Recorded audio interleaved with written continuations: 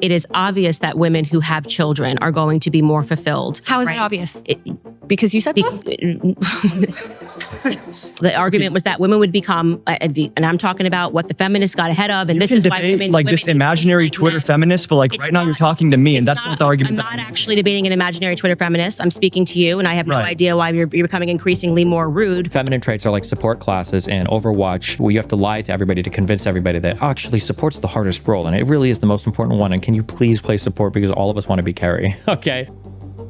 My first claim is that the sexual revolution has devalued women and made them infinitely less happy. Hi. Hi, I'm Samaya. Samaya, nice to meet you. I'm Candace. Nice to meet you too. So my question for you is, statistics show that 60% of women who are murdered by their intimate partners, murdered by someone that they are in close relations with. That's according to the UN from 2023. Yeah. So how is it that, women are so valued, quote unquote, in the home, and yet that's the place where they're at the most danger?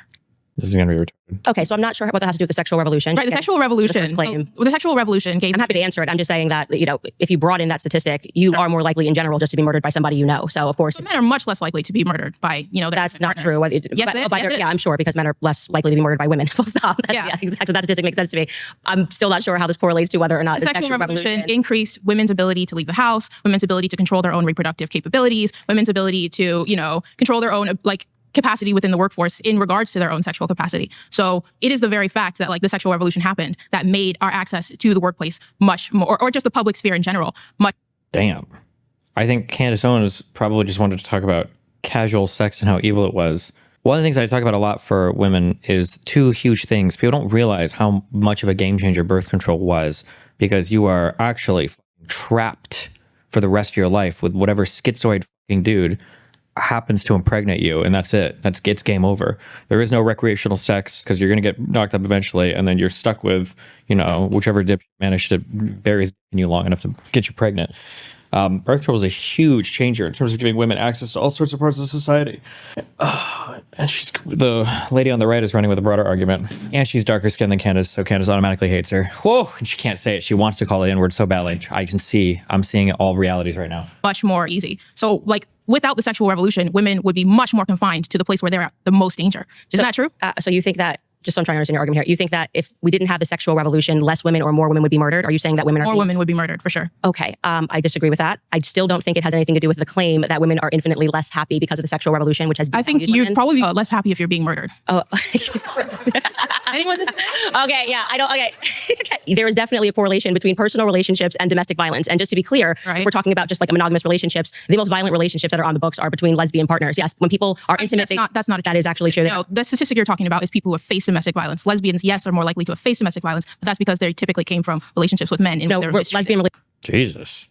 Relationships are the most violent relationships that we have. True, but we can fact check that claim. The point being is that it's not exactly a stunning... Is that true? Wait, is this woman on the right? Is that actually true? I had no idea if that's the case. I've heard that lesbian relationship thing over and over again. Statistic to say that when people are in relationships, period. Are lesbian relationships more violent? Well, let's just look up what they sourced, I guess. Hold on. More likely to have faced... That's not... 2013 survey, lesbian relationships, domestic violence. The data presented in this report do not indicate whether violence occurs more often in same-sex or opposite-sex couples. Rather, the data show the prevalence of lifetime victimization of intimate partner violence, sexual violence, and stalking of respondents who self-identified as lesbian, gay, or bisexual at the time of the survey. This is the press release. Where's the actual... Okay. Well, but I feel like I didn't know that. It just said it right there that it's a lifetime. That's so crazy. I've never heard this said before, and I've always heard this lesbian relationship thing brought up over and over and over and over again. I've never heard this before. Oh. That is actually true. No, the statistic you're talking about is people who have faced domestic violence. Lesbians, yes, are more likely to have faced domestic violence, but that's because they typically came from relationships with men. Lesbian relationships are the most violent. Can you read her what she's saying? Well, so something I've heard over and over again is that if you, a 2013 survey that everybody cites says that lesbians have faced way more domestic violence than straight people. So what logically follows from that, or seems to logically follow, it's not actually logically follows, but what seems to logically follow is that lesbians must be more violent than heterosexual partners. You're more likely to face domestic violence in a lesbian relationship than a heterosexual one. But if you, those surveys were lifetime victimization surveys, meaning it didn't necessarily tell you if the person was abused in their current relationship or if they were abused in a prior relationship. Yeah. Okay. Sorry. relationships that we have Not on true, the but we can move statistically, on. they can fact check that claim. The point being is that it's not exactly a stunning statistic to say that when people are in relationships, period, whether those relationships are homosexual, whether they're But married, you're whether- saying that the sexual revolution. Let me finish. I've let you try to explain how this is correlated to happiness, and I don't think it does. I actually think you're having a different debate right now. But yes, absolutely, it makes perfect sense that you are more likely in general when you are in a relationship, because people are driven by anger by people that they know, whether or not we're talking about boyfriend and girlfriend, girlfriend and girlfriend, husband and a wife, a husband and a husband, or a wife and a wife. Yes, of course, the instances of domestic violence are going to take place when you're inside of a home.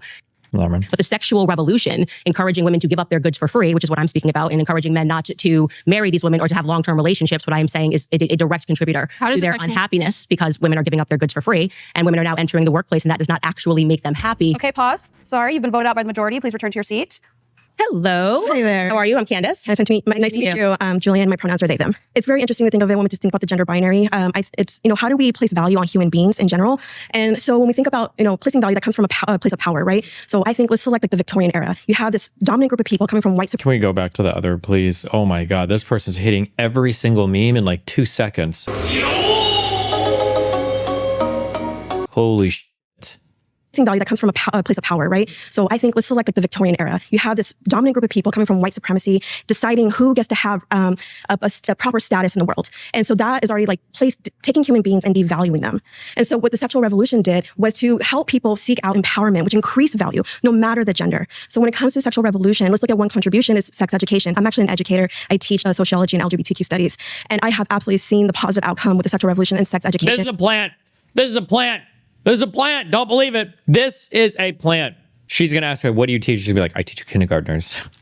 And seeing people empower themselves. And with that comes safety when it comes to decreasing STIs, abuse, sexual assault. Again, people get to empower themselves of all genders. And I know earlier you mentioned about violence amongst lesbians and sapphic community, which I do identify within. All genders can be subjected to violence. That was the point I was making. So I wasn't sure of how her claim was relating to what we were talking about, whether or not it makes people happy or unhappy. Relationships are obviously a ground where there can be violence. I guess I could just wrap it up by saying, like, if we all have access to like sex education through the incredible work of feminists through the sexual revolution, we are able to gain access to information and gain skills to create an equitable society, egalitarian within our relationships, whether it be platonic or romantic. I'm so grateful for those feminists who have fought for us, so we can gain those spaces and create a healthier society. Okay, are you a believer? Like, why would you even give your pronouns to somebody in a first person, second person, like, interaction? Pronouns are third person distinctly. When is she ever going to say your pronouns in a one-on-one conversation?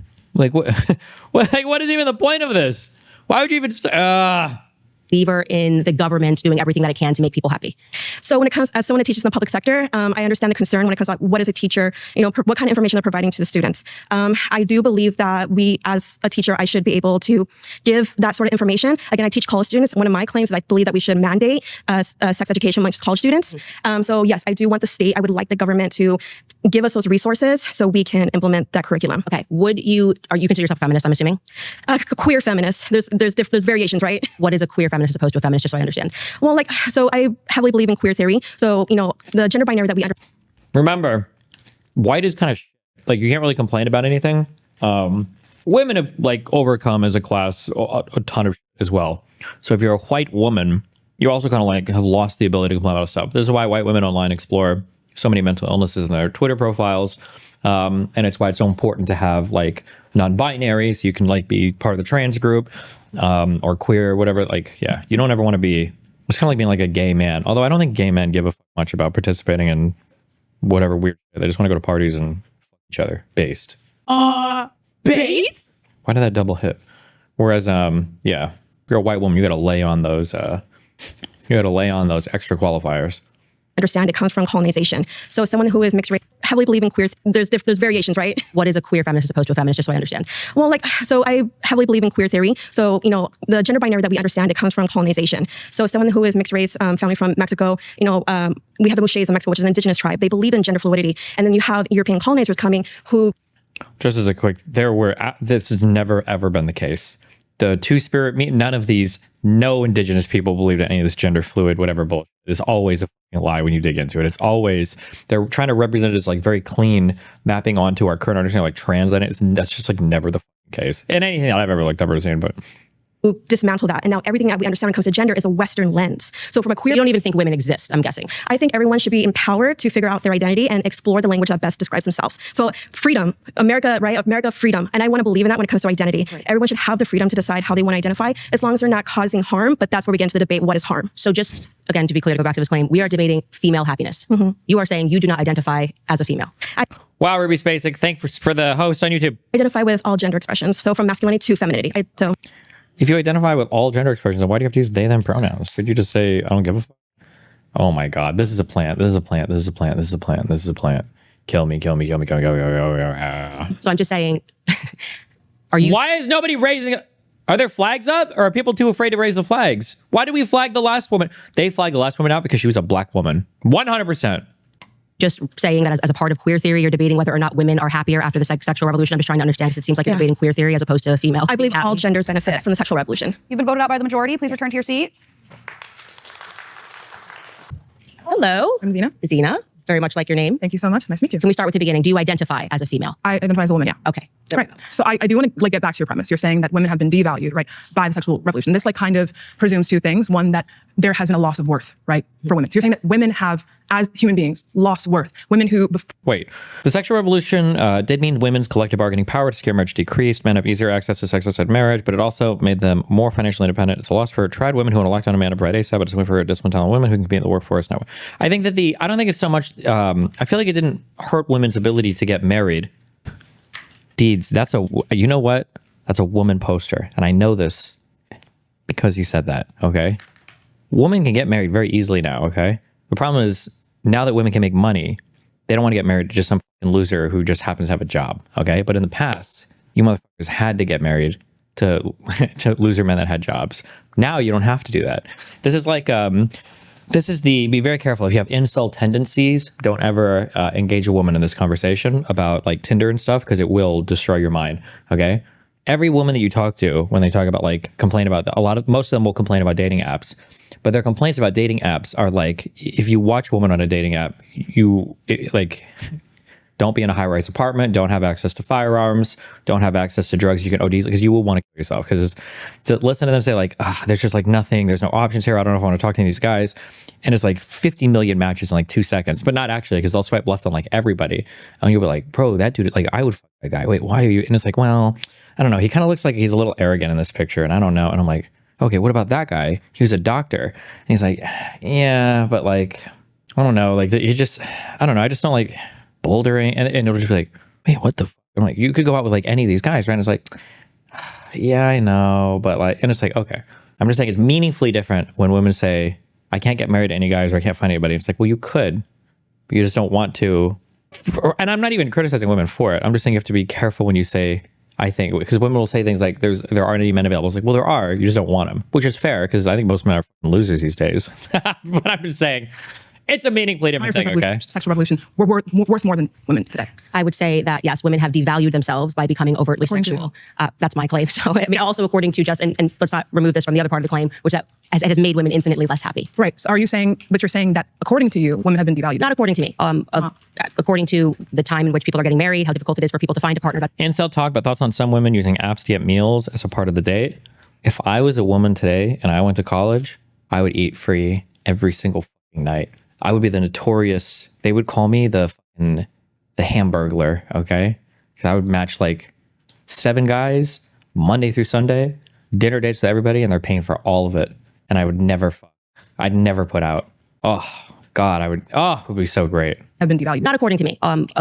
According to the time in which people are getting married, how difficult it is for people to find a partner that's willing to commit to them. And I think that's in large part due to the fact that women are offering sex for free, because it was a major component of the sexual revolution was this idea. So a woman's worth is tied to her sexuality. It's not tied. Well, absolutely. If you're going to be having multiple partners, you are going to be devaluing yourself. You're worth less as a human being. Not as a human being, just, Wait, then, this is kind of black pilling, but how do you get women as an average guy then? I'm never competing with the doctor ever, if they... I think the average man right now is not equipped to get the average woman in society. I think the average woman in society receives more social and job training than the average man does for a combination of social and whatever reason. So I think the average guy is not equipped to do that today. And rip, good luck. In terms of trying to have a partnership and a productive relationship, certainly men are not going to be clamoring to have a relationship with somebody when the market is throwing them. A man's response to your actions is what defines your worth, right? Yeah, well, I would say that I would argue that what makes women actually happy is family. So if you're interrupting, so just to connect the dots for you, when women are having sex with multiple partners, it devalues them for men, right? For men. So, yes. So men define a woman's worth. well, I would say both of them kind of define one another's worth, because I think the ultimate goal for people to be happy is actually family. Okay, so you're saying in all cases, a woman is going to be more fulfilled in regards to family. Like, That's exactly what I'm saying. And this is going to work in all cases. So you're saying there's no individual case in which a woman can feel, fulfilled without being tied to other people in the case of family. I think there could be an exceptional case for everything. I think there are exceptional cases, but I think that if we all start trying to be the exception as opposed to recognizing the rule, which is that people in life are more fulfilled when they achieve a family unit. You described my ex. She had dudes paying for everything, including me, while she was racking up money. 40K saved up by 19. Not gonna lie, I look back, I respect the hustle. Wait, what the fuck? That's awesome. I want a sugar mommy who pays for me with other men's money. That's based. What? Yes. And when they have children, women in particular, especially aspiring to children, then you are going to end up with a bunch of people who are unhappy because your job cannot replace the feeling of having a family. So what you're saying is we need to look at every individual case and see what is going to fulfill you, or what is going to, I guess, essentially predict your happiness more. Because if we look at, for example, the Nordic countries, right? These are countries, I'm talking about like Sweden, Denmark, right? These countries tend to be like, I think in the past 14 years, they've been ranked. Do you agree or disagree with Candace's claim that women are more fulfilled having a family?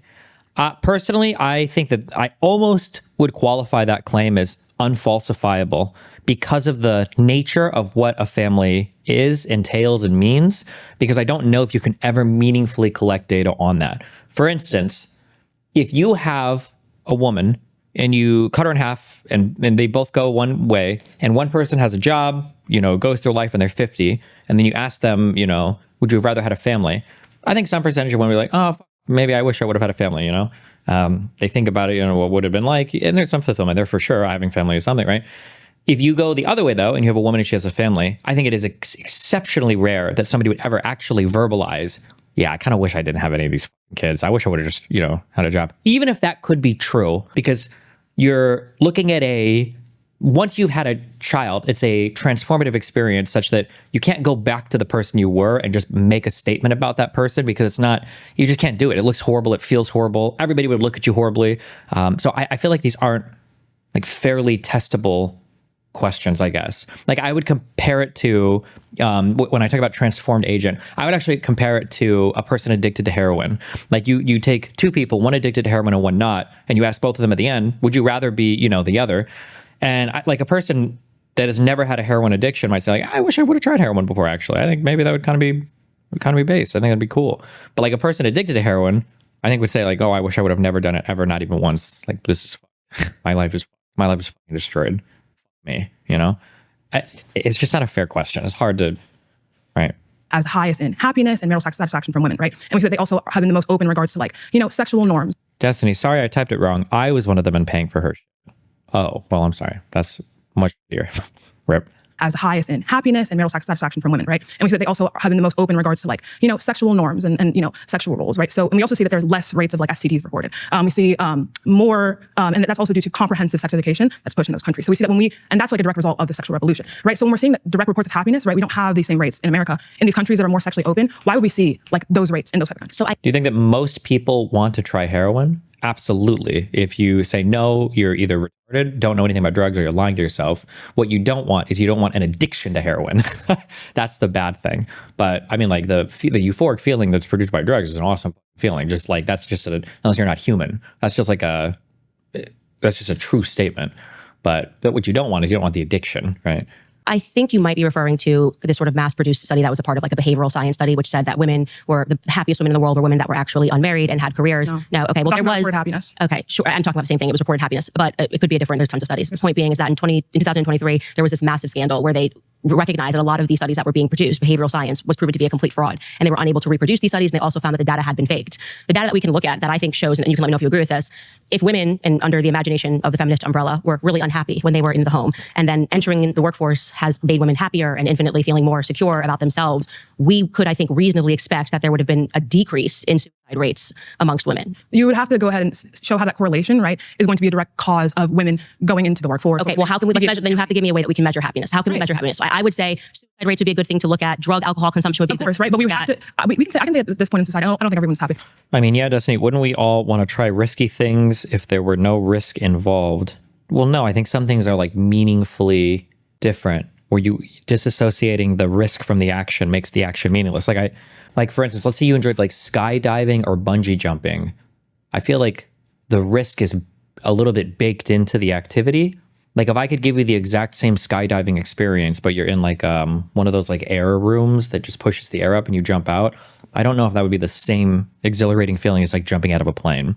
Whereas with opiates, if you can remove all the risk of addiction, like being high is a really good feeling. It produces an amazing feeling in the body. Like you don't need the risk of addiction. That's not what makes drugs exciting. Oh my God, I might ruin my life. Yes. Like that's not the fun part of it. The fun part is just whatever neurochemicals are firing off in your brain.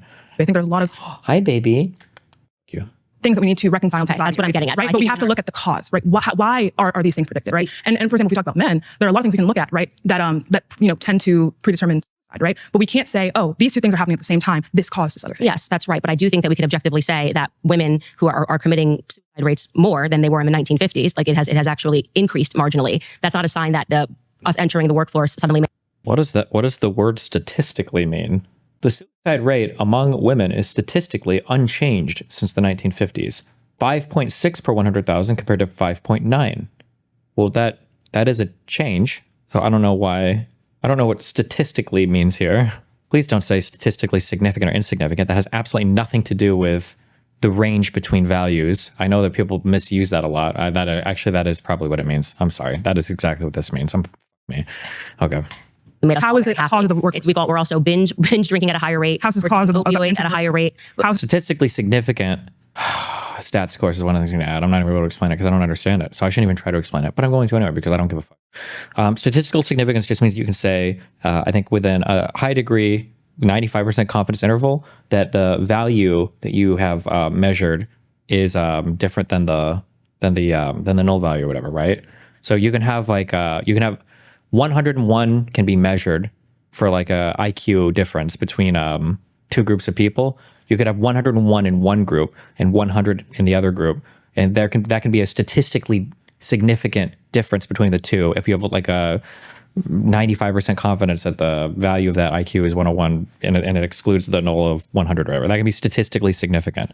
But you can have a difference between like 100 in one group and 150 in another group with a low degree of confidence or whatever, and it wouldn't be a statistically significant difference. Statistical significance has nothing to do, well, kind of. No, nothing. It doesn't have anything really to do with the range between values. But sometimes people will say statistically significant as though it's an adjective where you're talking about the magnitude of difference between variables. But that's not a correct way to use that expression. Okay. This is the cause of Because I think women are being put on a pathway aspirationally. But you're saying you think this, right? But where's the cause? Like you're not substantiating the claim. You're saying. Can I explain what a confidence interval is? There's a common way to explain it that's actually not exactly correct, and then there's a more precise way to explain it. I don't even know if I could go both. When a confidence interval is if you do something where whatever, like what are the chances that the true value lies within the range that you've given? I think is the common way of explaining it. It's how I would explain it, but I think that explanation is not strictly correct, and I don't remember why. We read some article on this a long time ago, and I don't give a fuck. And I fuck your mom. This is what I think. I'm seeing two. Okay, pause. You've been voted out by the majority. Please return to your seat. Oh, great job. Great job. Hello. Hi. Hi, I'm Nikki. Nice to meet you. So when we're talking about the value of women on a societal scale and how we view each other, right? When you're devaluing us, you're objectifying us. And follow me, I promise. But rates have gone down by about half in the last 20 years, right? So if you're saying we're less valuable now, why wouldn't we be suffering at a higher rate? So is the argument that you're making, just so I understand, that because women are giving up sex for free, they're not being raped? Every study shows it's not correlated with just sexual gratification. It is a power structure. Okay. So it is about objectifying and abusing women when you rape them, not What was that statement from her? Jesus. not about whether or not you want sex. What I am saying is that women are less objectified. So therefore we are being less. Okay, so you think that in today's society, because this is pretty wild for me. In the 1950s, you're saying women were more objectified than today in the land of OnlyFans, the Kardashian clan, and women that are essentially putting up their boobs and butts for free on Instagram. You're saying we finally have achieved less objectification, where women can't even get onto in advertising. You can't even advertise a bag without them having to be naked in order for them to get a career as a model. You're saying, oh great, we've achieved actually less objectification. So having to be naked in order for objectification, where women can't even get onto in advertising. You can't even advertise a bag without them having to be naked in order for them to get a career as a model. You're saying, How old is she? She must be at my age or something. Okay, yeah, I guess this one. When I was like growing up in my teen years, maybe that was maybe the height of its popularity. The whole like obsessed with using sex to advertise things. I feel like this has severely decreased in the past 15 years. I feel like it has severely decreased. Bro, when we were growing up, where are my millennials at? When we were growing up, every single action movie had to have some cringe fucking sex scene in it. It was so weird because you couldn't watch any movies with your fucking parents because there would always be some fucking sex scene. And it was like, God, why? It's just an action movie. And I feel like that stuff has almost completely disappeared. I feel like the ultra sexualization when it comes to advertising stuff like that, I feel like is significant. Now, maybe if you're looking at like, no, because I go through airports a lot because I was going to say like, well, like Prada or Hermes bags or something. But even on those ads, I feel like I don't see the ultra super sexual. It's kind of funny. I wonder if the opening up of things like OnlyFans and everything, I wonder if opening up those things kind of siloed the sexual stuff off, you know, into that more. But what was the most sexual one? I don't know. In The Perfect Element, did Bruce Willis like, was he like eating out that girl over and over again? She was like, give me oral pleasure with your man. Like, I don't know. I just feel like there's like a lot of weird fucking sex scenes. Or maybe that was a different movie. Or The Fifth Element. Sorry, Perfect Element was a Pain of Salvation. Was that Pulp Fiction? There's, I don't know, just like a lot of fucking weird sex scenes in action movies and shit. I don't feel like that was in Pulp Fiction, but now I don't remember. Trump dropped the Ann Seltzer lawsuit. I saw that. It's kind of funny that dropped has like two meanings there, right? Like Trump dropped the lawsuit. Does that mean he dropped it? Like he dropped a lawsuit on her? Or does that mean he like dropped it like he quit the lawsuit? Would you say this is a sex ad? It has 10 million views. For me, it still shows this stuff is kind of popular.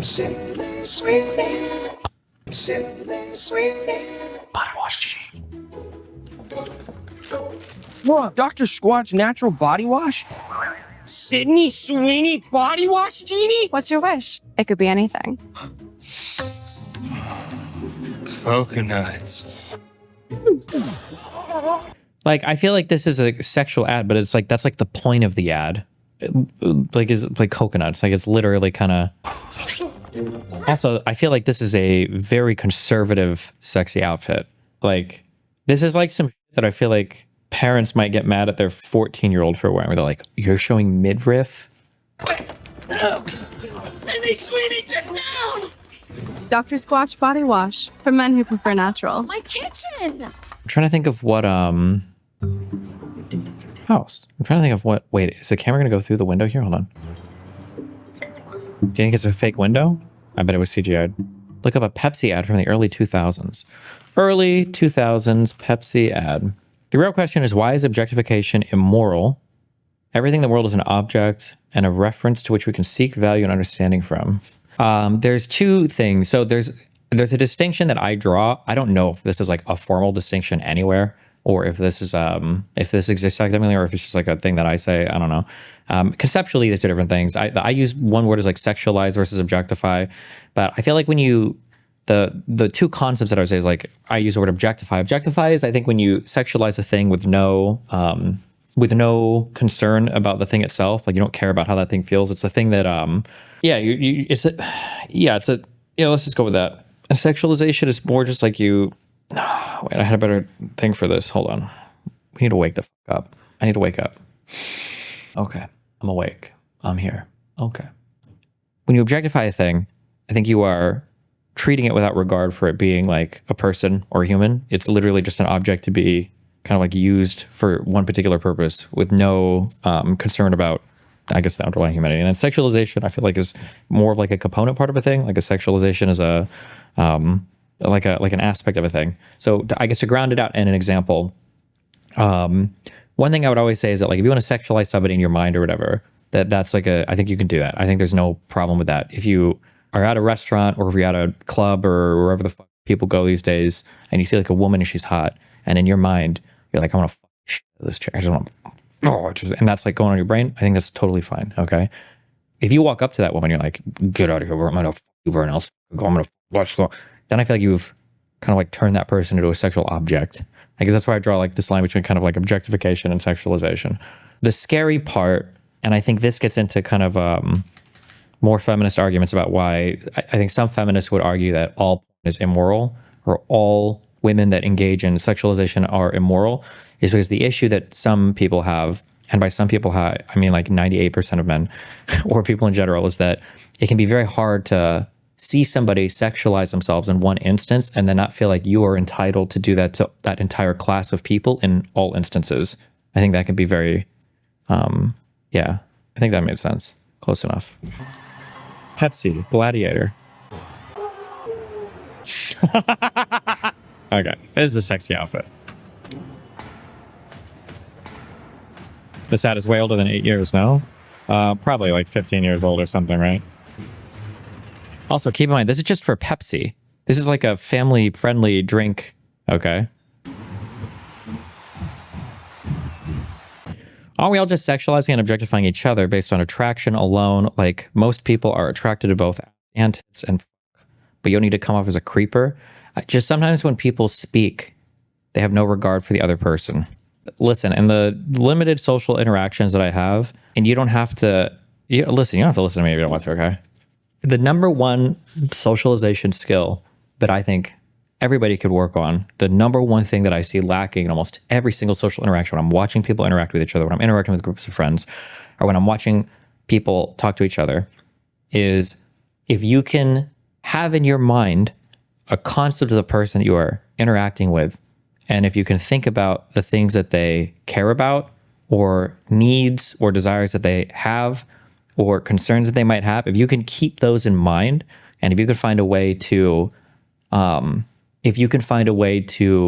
incorporate those needs into your actions, socially, you will be ahead of 98% of people when it comes to socialization, whether it means you're trying to hit on somebody or whether you're trying to just like make a friend or whatever. That it's a small thing, but if you can do it and signal it to somebody, it will just put you like unbelievably ahead of everybody else when it comes to social. It's the most important skill I think you can work on when it comes to socializing. There you go.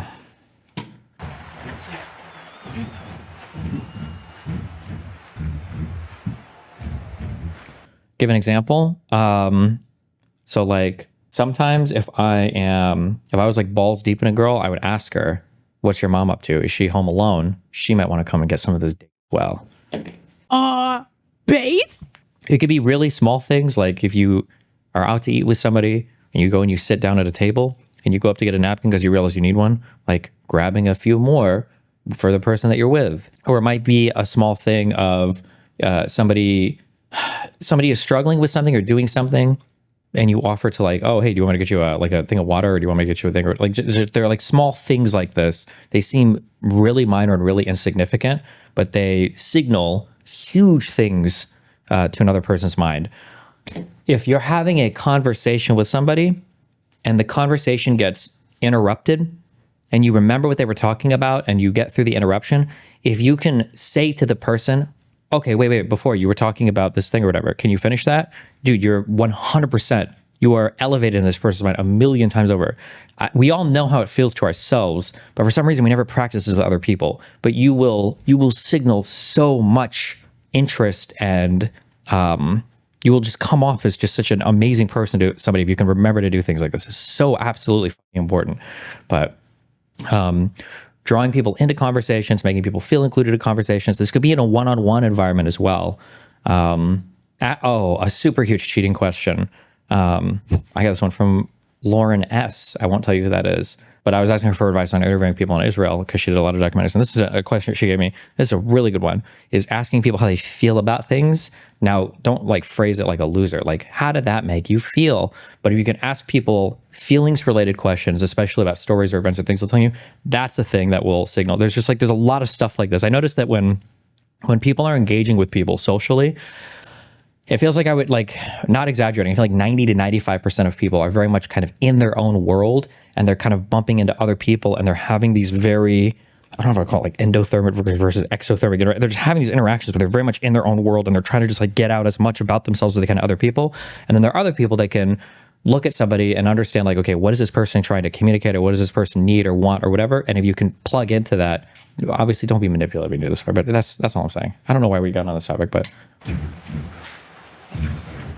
there are times when I interact with people and I see people who are like friends with each other even, or I see people who've been together for a long time, and then I interact as like a third party sometimes to people, and I can see with the way they're interacting, and it's like, I I don't know if this person is aware that their friend, there might be comments, small comments they make that I don't think their friend likes very much, where there are times when their friend definitely wants to contribute more, but this other person is not aware of it. And I don't understand how this dynamic could have gone on for so long. And I know why, because usually one party will be a little bit more passive than the other party or whatever. But yeah, just be aware of things like that, okay? Or don't. I don't give a fuck. Just pay for sex and pay for friends and do heroin. Oh, great, we've achieved actually less objectification. So I'm not trying to suggest that I think that. In my personal experience, I do these things regularly. My female partners pretty much never do. Am I inconsequential or are women less inclined to behave this way with men? I mean, I agree with you, but I think you just notice it more with women than men because you don't date men. Like men have the same problem. Women definitely have this problem, but yeah. You're saying, oh, great, we've achieved actually less objectification. So I'm not trying to suggest that I think that the over-commodification of women's bodies is positive. But what I am saying is that when you're going to the 1950s, that we shouldn't put this glazed look of, oh, it was so happy. We had single income households and we got to stay home. We also had a pill popping problem. We also were viewed as maids. Like we were seen as a house appliance far more than we were as people. And so when you have that kind of objectification where you are in a subservient position, I think we're facing a different form today. But I think that is a signifier of a contradiction to your statement. Okay. Does that make sense? It doesn't make sense, but I do want to rebut on a couple of points. So first, I just want to say, suggesting that objectification has gone downward since the 1950s is well. That's just a firm no. That is not the truth. And you know that's not true. Wait, so do you feel like... Hold on, let me answer your... Oh, common sense. She hit her with the self-evident common sense thing. I'm social... Are you saying to create a veil of interest in people's lives to get whatever you need from that person? Yes. Second thing, you then brought up, okay, women were at home, but they were pill popping. Well, you then have to acknowledge we're actually popping more pills now, right? So was the movie 300 objectifying to men? So, I don't want to go into this. I don't even want to watch this video, okay? Because I hate women, okay? And I hate women right now. But you're asking me all these questions, okay?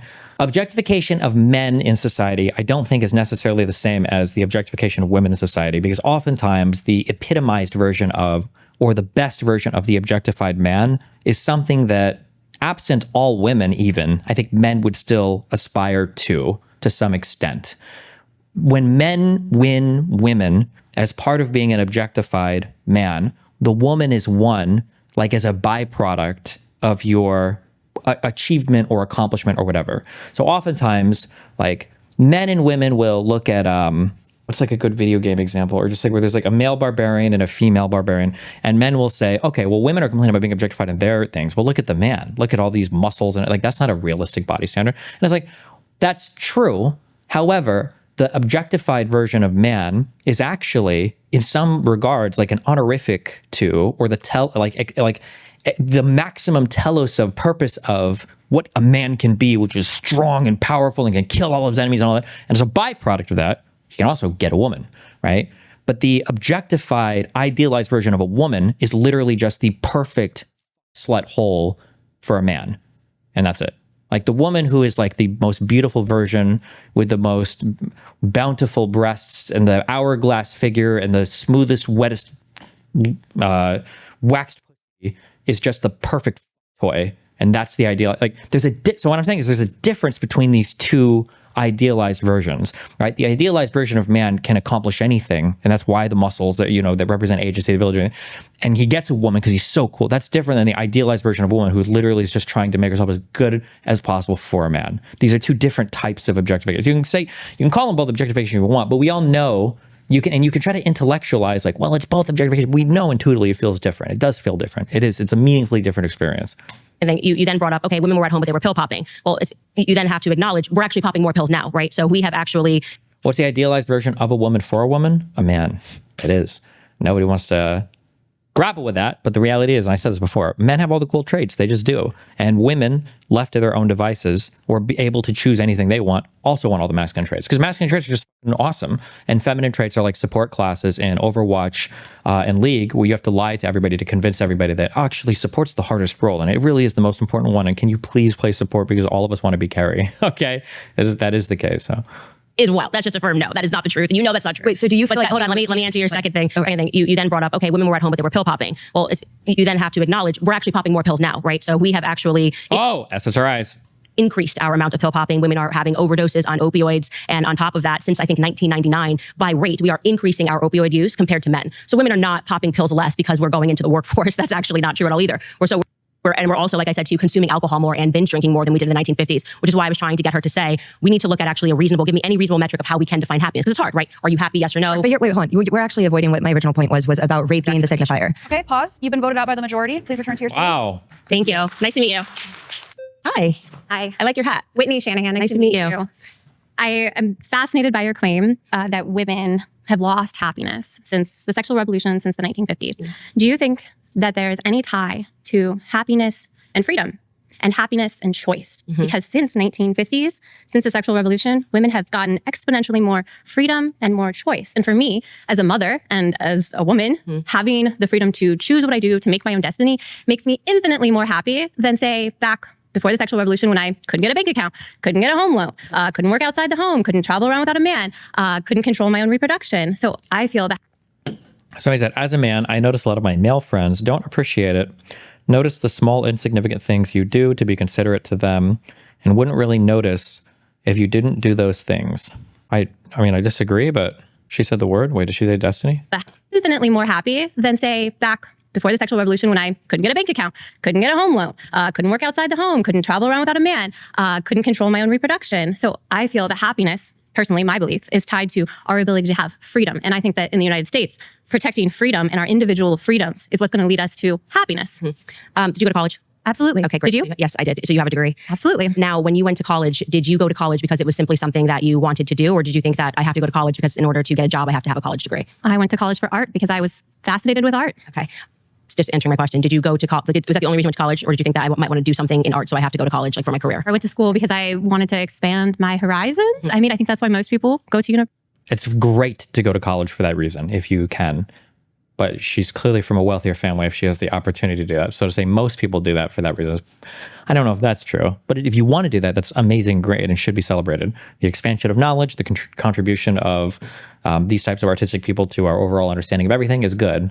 I just don't know if I don't know if that's the average, if the average person can do that. But no, that's actually not true. I went, and I think a lot of people go because there's a pressure that if you don't go to college, you're going to be a failure. It's a choice. Everything's a choice. So taking away choices doesn't make people happier. Taking away I'm disagreeing with you on the idea that people are feeling more free by financial pressure. I think financial pressure makes people feel remarkably less free. So you want no bank accounts again, women not to have credit cards? I'm not saying women shouldn't have access to credit cards or bank accounts. You're putting words in my mouth, so why don't you respond to the words that I'm saying? Well, less financial pressure. If I don't have a bank account, that's a lot less financial pressure, I guess, right? Financial pressure in terms of most people that go to college, and I'm counting myself among them, is because typically in order to get the job that you're being sold is going to make you infinitely happier and infinitely more free, it just requires a college degree. And most of these people, to be clear, have to put themselves, the majority of people have to put themselves into debt. And I don't think anybody would describe debt as a form of freedom, right? I don't think anybody would realistically say... Let's get back to happiness. So we're here to talk about happiness and how the sexual revolution, and we're not talking about college debt. I think...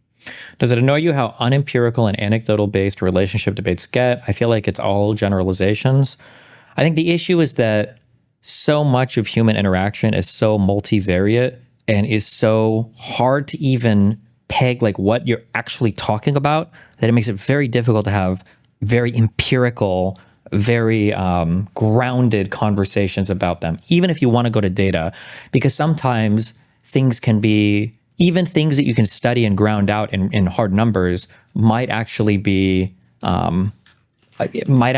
proxies for something else. So like, for instance, I'm not actually sure how much women care about men that they out-earn versus that being a proxy for feeling resentful that you are both out-earning a partner and doing more work around the household as well, right? Because that's like a super correlated thing that would show up. I don't know where the research is on this right now. I haven't looked these things up in a while. But it would be that a woman would work as much as a man, earn the same amount of money as the man, but then the woman would still be putting like 10 hours of more household chores into the house weekly, right?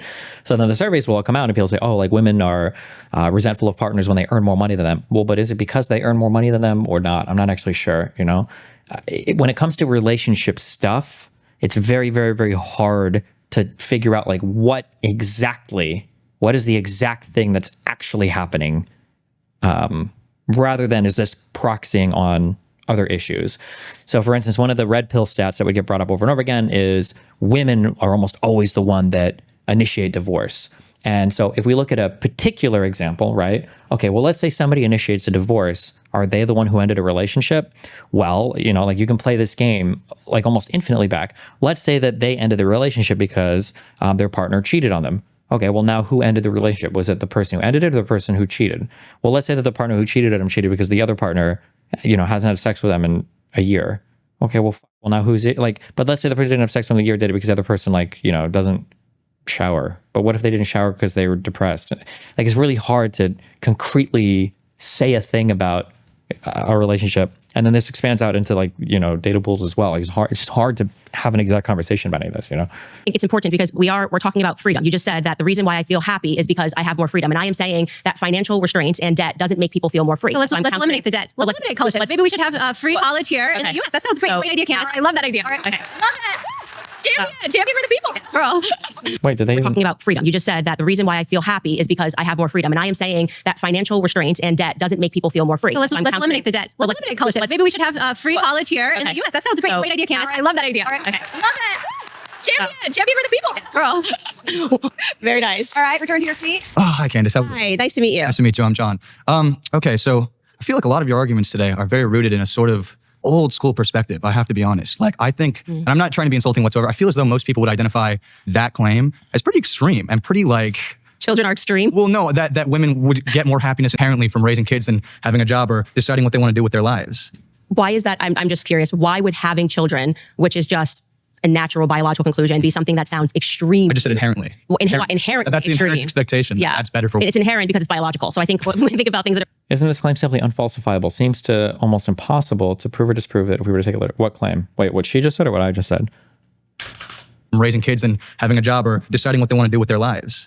Why is that? I'm just curious. Why would having children, which is just a natural biological conclusion, be something that sounds extreme? I just said inherently. Well, inherently. That's the inherent. No career will give women a special feminist.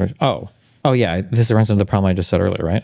A natural biological conclusion be something that sounds extreme. I just said inherently. Well, inherently. That's the inherent expectation. Yeah. That's better for women. It's inherent because it's biological. So I think when we think about things that are inherent, I think biology is a good thing to start with, right? So biologically speaking, men and women come together, they form families, and that's the reason why you're sitting here. That's the reason that I'm sitting here is because biology is inherent. Well, so I was saying jealous. it's just natural order that we're speaking about, right? Okay, let's break it down. So why do you believe that? Why do you believe that? Why do I believe that? Why do you inherently are happier? Yeah. Okay, you keep stressing this word inherent. Yeah. I think because it speaks to natural order, and every piece of life I think is enriched by You children. don't think it's natural for women to get to decide what they want to do with their lives? I do not think that saying women can decide whether or not they want to go to work or have children is problematic. What I'm saying to you is that women will get the most fulfillment from having a family. Because it's natural.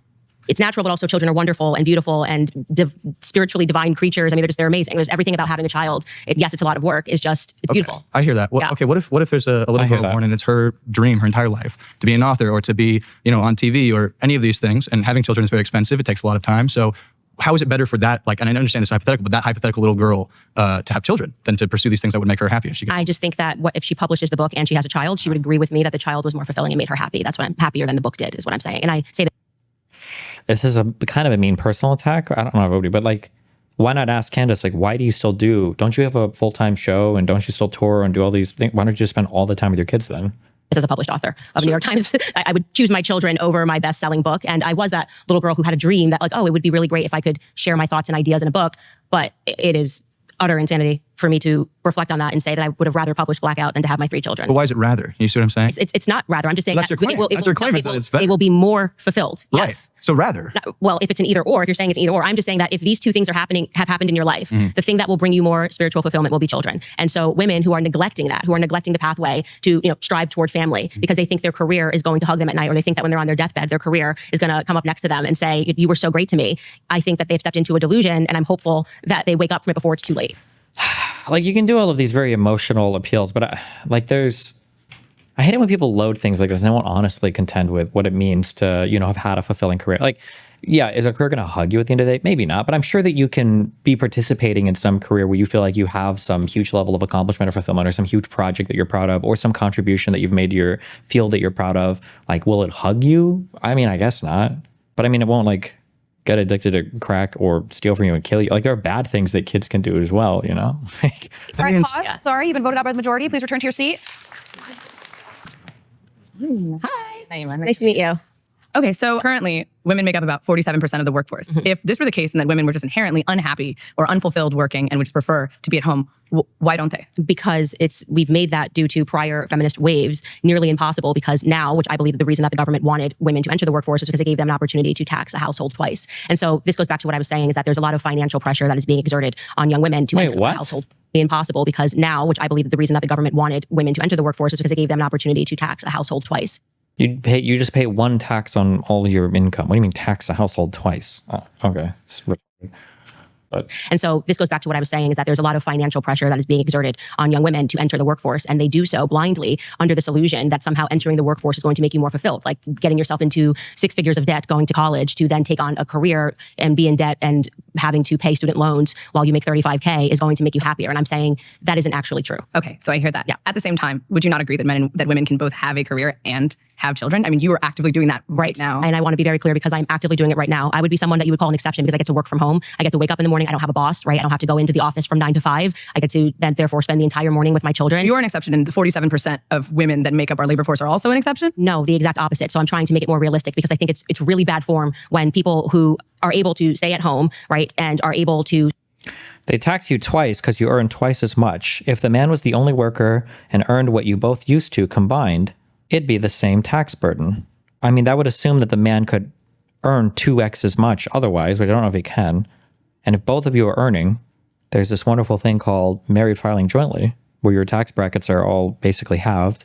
Well, the bucket of income is 2x for each one, but...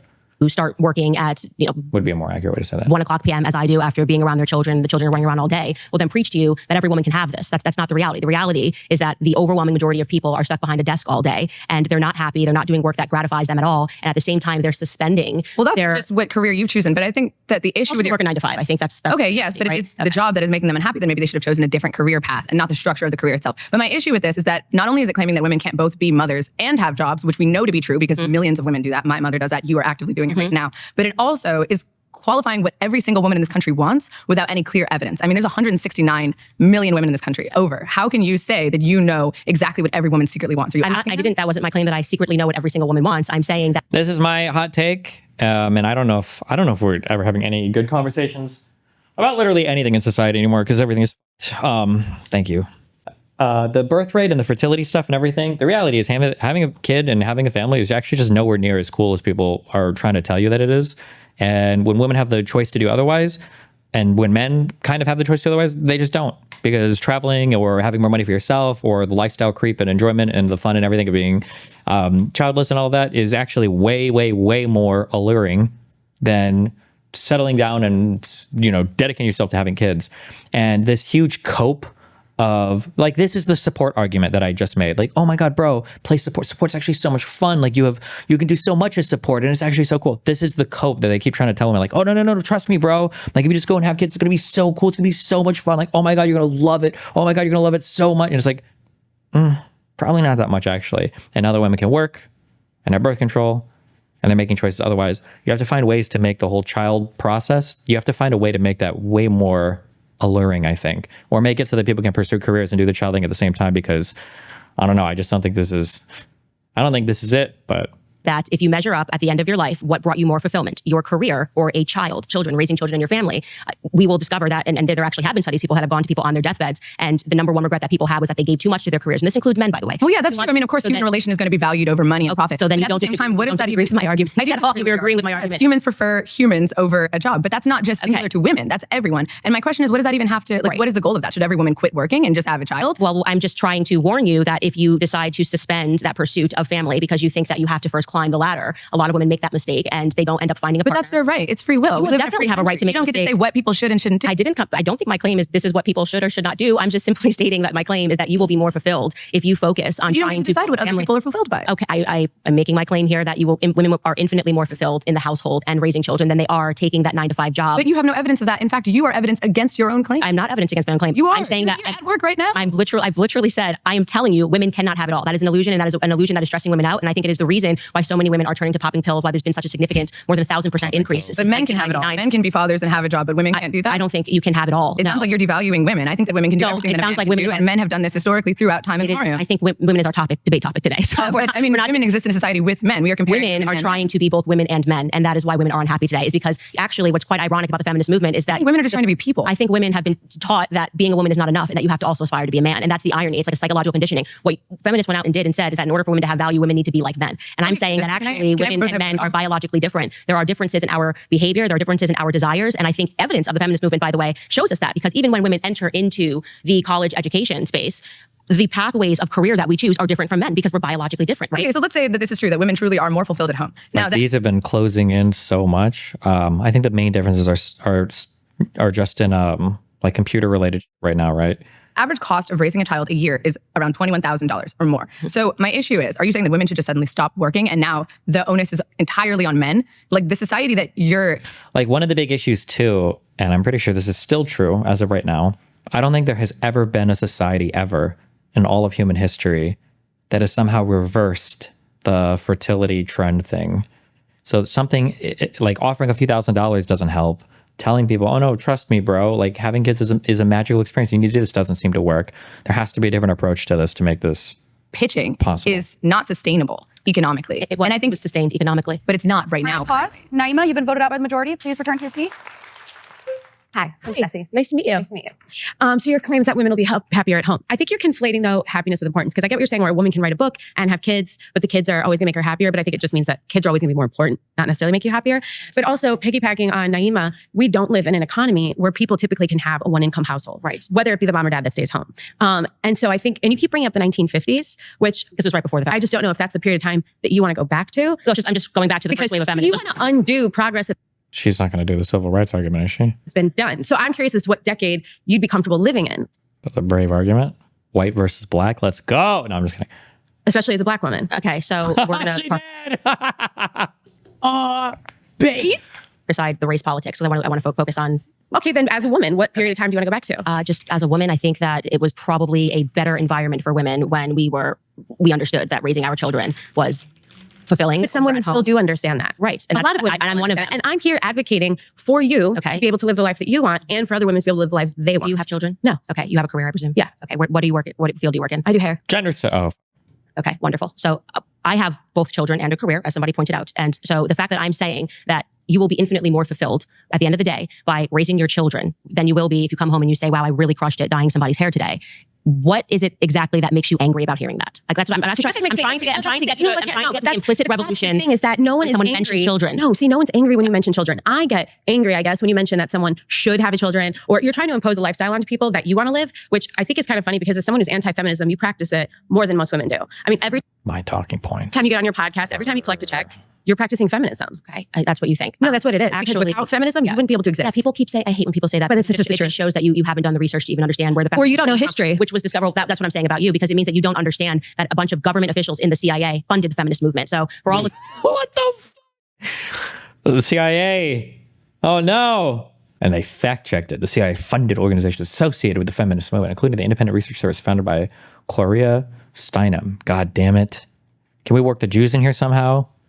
Of your hatred for the patriarchy. So my question is it bad that they funded it or bad that it just happened?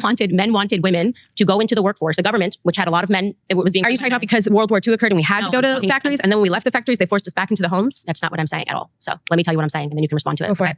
Gloria Steinem is considered to be a feminist icon, right? Mm-hmm. Because she led these protests. She also had a bunch of music festivals. She got students involved. It is just a fact that Gloria Steinem was funded by the CIA, okay?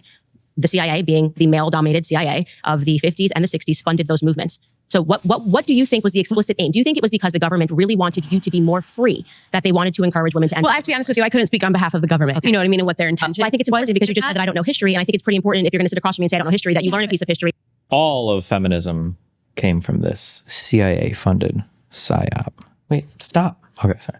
With all the wild charges about the Central Intelligence Agency, it's understandable why feminist leader Gloria Steinem is a little touchy about her involvement with and defense of the Central Intelligence Agency over a decade ago. Please don't just let this be like a confidential informant thing. All right. As she puts it, in some pretty loose talk herself, I don't think it's funny to be lumped with murderers. And if the press is even half right, That is what this group of governmental people are. But as the saying goes, methinks Miss Steinem doth protest too much. In a recent column quoting her on the Equal Rights Amendment, I referred in passing to Miss Steinem, as a former CIA collaborator. Angered by this, Miss Steinem called me, denied any relation with the CIA, and very nicely threatened me with a lawsuit if I did not delete the illusion. Since she came on pretty strong and had caught me downtown away from my backup source material, I complied and eliminated the reference. But after studying the evidence, having talked to one of the reporters who originally wrote a news story detailing her relationship with the CIA, and having talked with her at length about the subject, I am convinced that what I originally wrote was fair comment. The source for my reference was a February 18th, 1967 story in the Washington Post by Robert Kaiser, reporting Miss Steinem as acknowledging that she had worked closely with the CIA to organize groups of American youth to attend World Youth Festivals in Vienna and Helsinki in 1959 and 1962. As director of the Independent Research Center or Service Group, according to Kaiser, financed in part by a foundation used as a conduit for CIA money. How much was this even financed by that foundation? Ms. Steinem is quoted as saying of the CIA agents with whom she collaborated, as Kaiser put it, I found them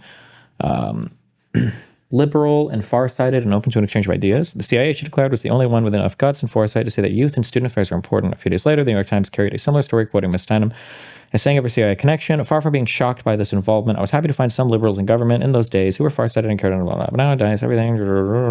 This is time should get does this even have anything to do? Okay, so it seemed like this had to do with stuff in other countries. I don't know how much this even had to do with feminism. Or I wonder if this was just like a funding like liberal versus communist stuff, right? Because this is during the Cold War. This is retarded. She's trying to make it sound like this lady was like a massive part of the United States feminist movement and that she was like solo funded by the CIA to push feminist talking points in the United States. It sounds like this was just part of basically all the other Cold War we were doing to attend World Youth Festivals in Vienna and Helsinki. Unless these are also cities in the United States that I'm not aware of. But, okay. And then question, as you keep bringing up men, and I think it's funny because we should talk about men more. Like you brought up suicide. They're 4 times more likely to kill themselves. Which is why and while women, we're twice as more often on antidepressants, but that's because we go out and do what we need to do to keep coping. They're not happy. And we need to focus on men and the patriarchy because it's actually oppressed them just as much as women now emotionally, right? Because when we're kids, our parents teach us how to cross the street. Look both ways so you can get the other side unharmed. When a boy comes across a feeling, and I'm using men and boys here because there's one suffering, women are too, but emotionally. When they come across a feeling they haven't felt before, we have to teach them how to get to the other side and cope with it. Otherwise, they stay where they are. And that anger and resentment builds. That's the feeling they become most comfortable with. That's the feeling they go to first in most situations. So we need to stop telling our boys that they don't cry because they do. They just do it alone and then they become even more alone. Yikes. All right. Jasmine, nice to meet you. Okay, so you say that women are more fulfilled at home with kids than going out into the workforce or getting educated, but that has she been doing all the red pill shows and stuff recently? I feel like we haven't seen her in a long time.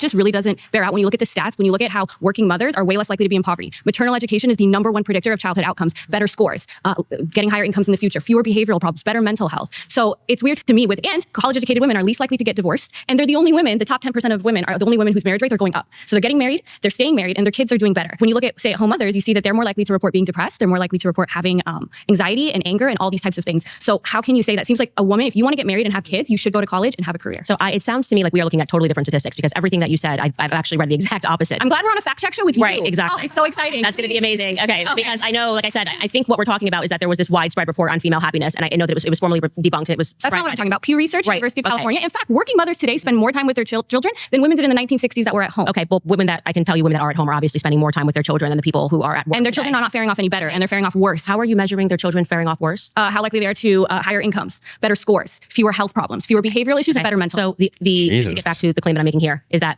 it is obvious that dude, when you try to drill expecting to hit like ignorance and you just keep, and it's just rock, you're like, oh shit. That retreat back to the, okay, let's get back to the other talking point, because she's trying to get her on like a, you don't know this, and she press, and then problems, fewer behavioral issues, and better mental. So the just to get back to the claim that I'm making here is that it is obvious that women who have children are going to be more fulfilled. How is it obvious? Because you said no, it's not obvious because I said so. It's because when you look at all the statistics she's like vaguely alluding to, but she's gotten like kind of got like trashed on this. terms of women who are choosing not to have families, they are, as the person who just sat here before you mentioned, they are suffering from more depression, they're suffering from more anxiety. And that's not true. Okay, it is true. It is actually true that women who are choosing their careers over starting families are finding themselves leaning more onto medicines like Xanax, anxiety-inducing medicines, and depression because they suspended that time frame where women really should be looking to find a partner. Medicines like Xanax, who are choosing their careers over starting families, are finding themselves leaning more onto medicines like Xanax, anxiety. Recent data on this topic is scarce, but CDC data shows from 2015 to 2018, women were more than twice likely to take antidepressants than men.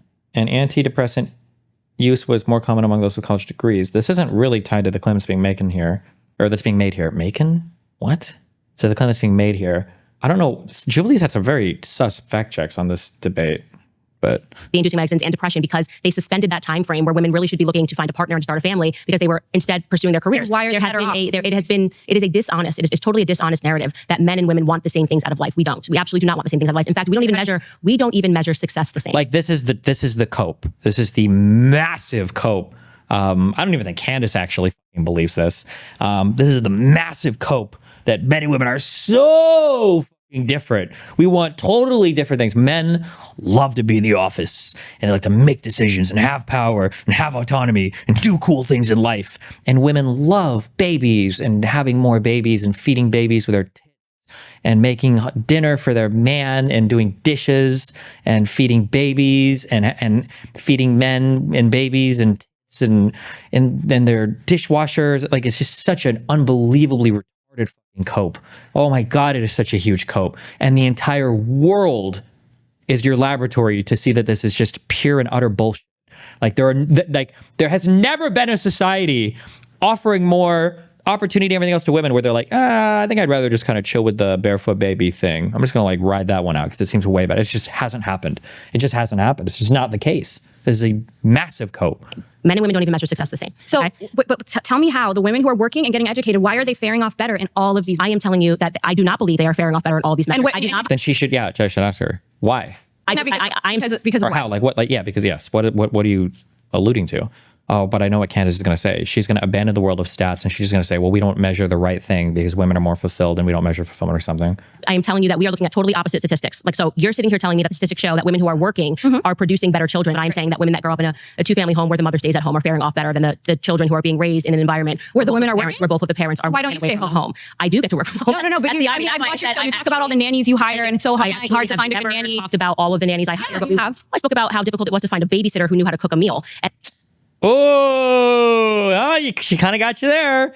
Keep in mind, that's a really rough spot too, because I don't know if conservatives still play this game, but they used to do this thing where nannies and babysitters were actually like the evil, these were like the new demon spawn, where you just like, oh my God, you like having a nanny or babysitter is like the worst. That was like the millennial, like it was just the millennial satanic choice to do this. I don't know if they still demonize hiring a nanny or having a babysitter in the same way, but and that's because you don't need a babysitter. You can retire right now. Let people respond to you when they're speaking. You don't want to respond to you. No, you don't want to. You want to be working, which is great. You're telling me what I want now and then accusing me of telling you. Wait, you don't want to work? Can you just let me finish? Because you've said so many words that what you're trying to do here, like your argument style, is I'm going to say so much and not let her get a word in and then walk away and feel like I've won. We're not having a conversation because you've not letting me respond to one of your points. Okay. What I'm saying to you, first to answer what you just said, which was a lie. What I spoke to you about on the weekends is that it's been increasingly difficult to find a 25-year-old who even knows how to make boxed macaroni and cheese. Right?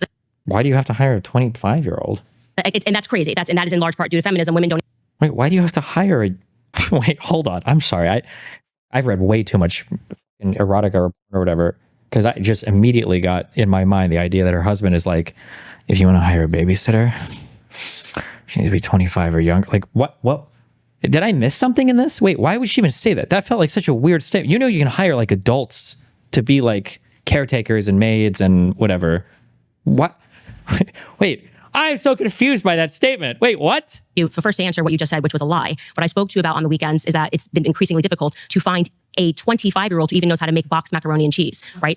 And that's crazy. That is in large part due to feminism. Women don't even focus. Like there's this idea that women shouldn't be cooking. Like there's something fundamentally wrong with women even learning how to cook. Are you know what I mean? As much time with your children as you possibly can. I just don't understand at all. Whatever. Oh wait. Never mind.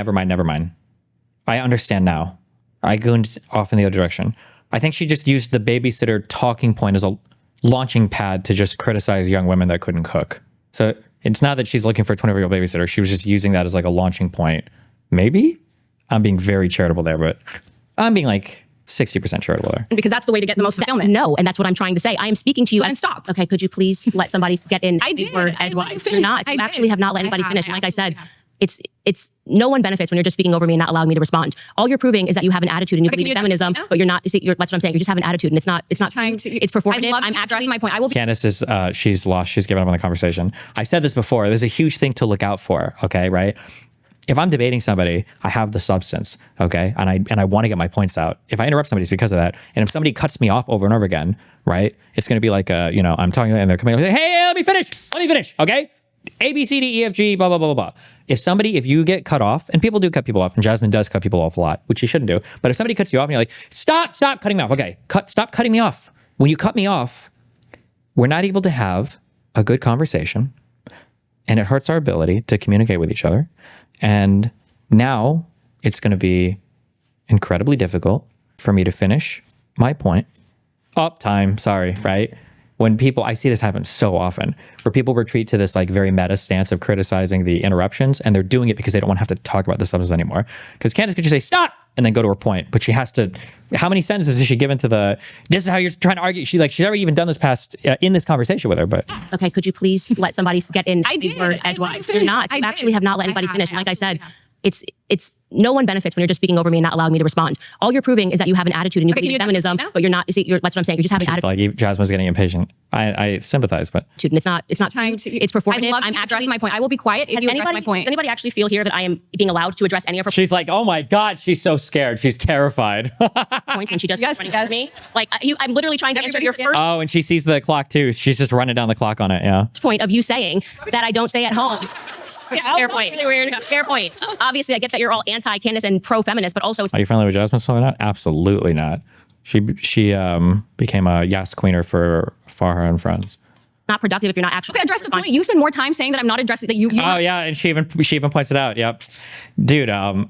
Candace isn't. She's never going to address this point though. She just has to run the clock. That's what she's doing. A chance to talk. I mean, the whole time you could have addressed the point. Okay. You could have talked. I Go for it. just want you to know that you're not coming across as somebody who wants to actually have a conversation. So to get back to the claim, because I don't even know where you're at. You're not talking. You're saying that I said something. I'll go wherever you want to go. I'll go wherever. So do you want to start with me working at home? Because I work at home. You just said something about me You working at travel all around the world. Okay, you do speeches, and I love that. I love how ambitious you are. That's a really great trait. And if you were truly said that, you would be more fulfilled. Now, one thing you do find is women, they don't want to stay at home when you pull them. They just want flexible working hours and flexible working conditions like you have. And I think we should all advocate for that. It's not one or the other. But when you sit here and you go, you'll be more fulfilled doing this and spend all your time doing that, we would love for you to leave the public eye and go focus on what makes you fulfilled.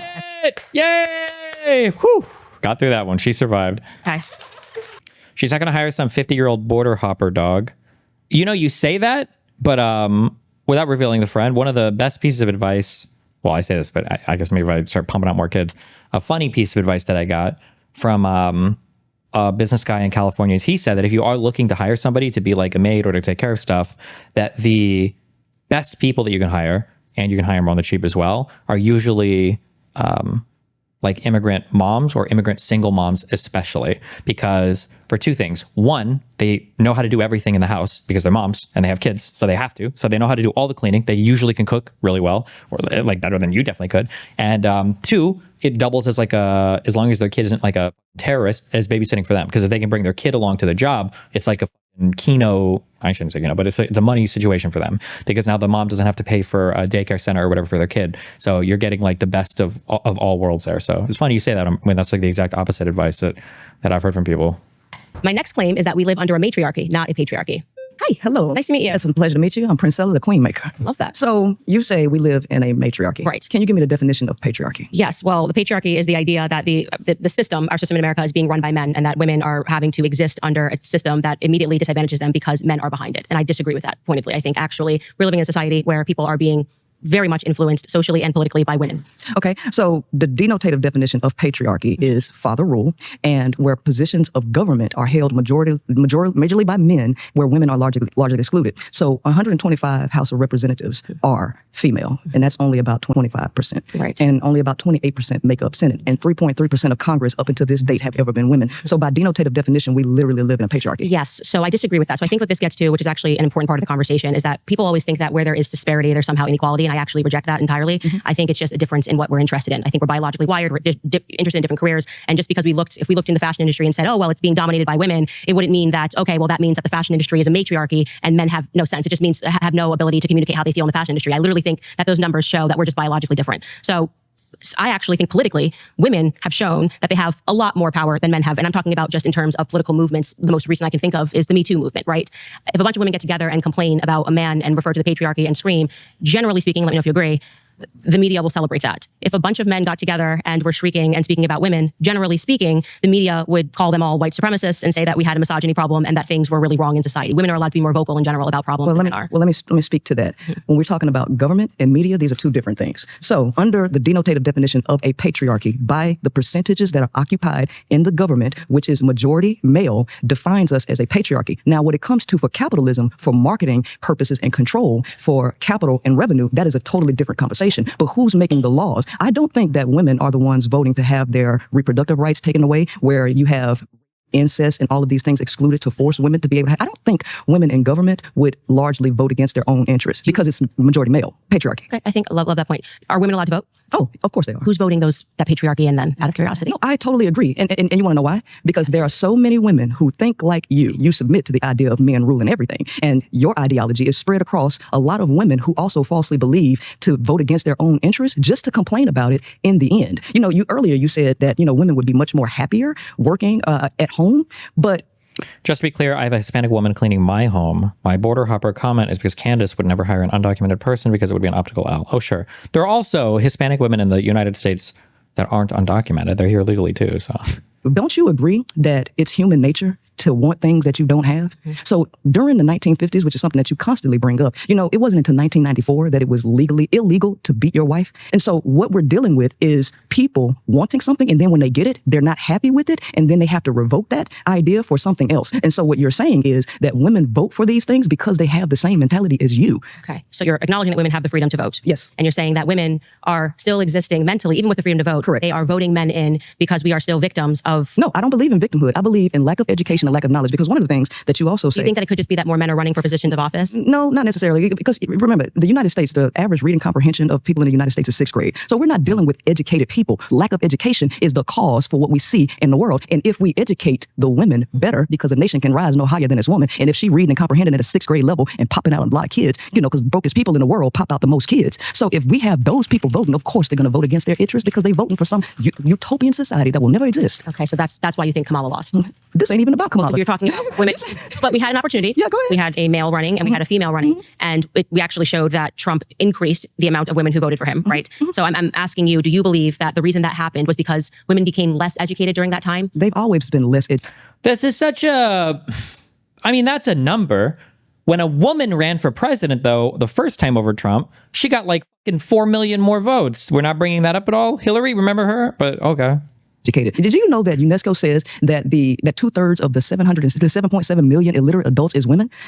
Illiterate. And we have 6th grade educated people voting. And guess who? Guess the dominant population is white women. And so guess what? Now you have to add a race element into that, which you already know exists. Because we, as black folks, we ain't the dominant people voting people in. Okay, so now when we have to go into white supremacy and feminism, now you have to look at the mind of the people who actually have economic success and what they're voting for, because classism actually matters as well. So I'm sorry, but a lot of people vote based on their feelings and not based on policy. Pause, guys. Yes. Sorry, you've been voted out by the majority. Thank you for the conversation.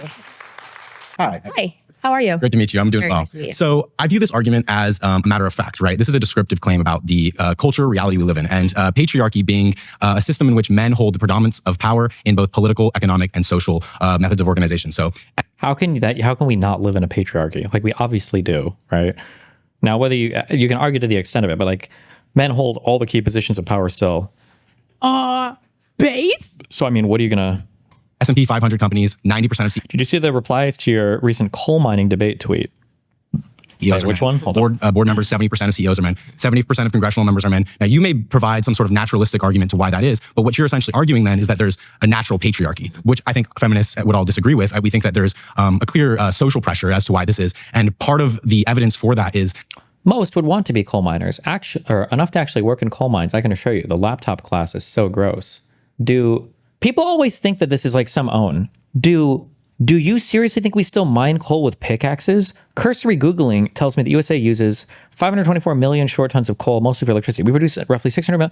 For people, some people will get me with this, and it is true technically that when I say like, are we going to go back to the mines? That's actually, I don't know if I would say I'm using a straw man there, but I know that wouldn't be the case. But for you to attack me and say that we wouldn't be going back to the mines with pickaxes, these would be like highly mechanized jobs with robots and everything.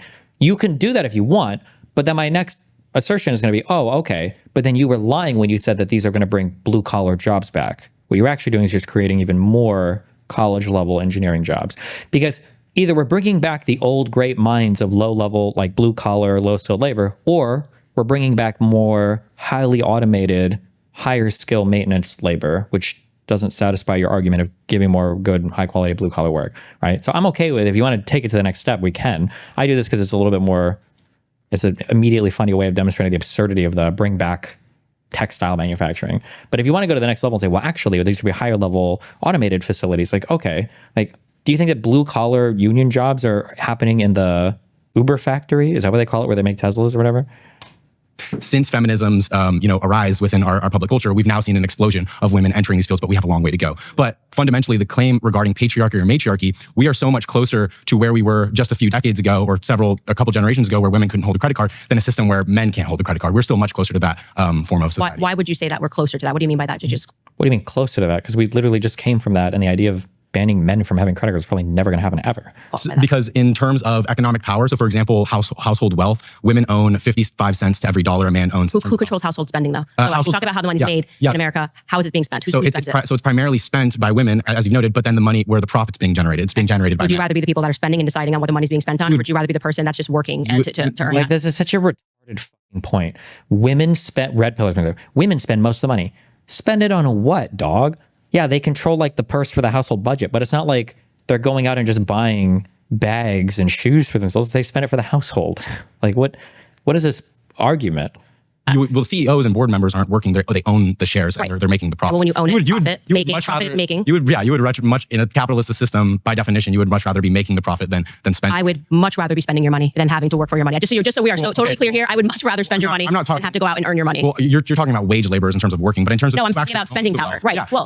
Sure. Okay. But that matters. He's trying to like make some weird Marxist capital ownership profit versus wage. I don't know why he's trying to do this here, but if 85 cents of every dollar, how that's being spent, is being determined by women, that's power. That we can't say it's spending power. But why do you think that is the case? It's because women. What do they spend the money on? Ask them this. Has anybody here been married before, lived in a household? What do women spend the money on? Are often relegated to the role of doing grocery shopping, etc. Because for millennia now, or from millennia up until now, women were unable to enter the workforce and have economic and political freedom. So let's get into the reasons, because you brought up something that men are the people that are at the top of these companies, these Fortune 500 companies. And political power. You're absolutely right. Why is that?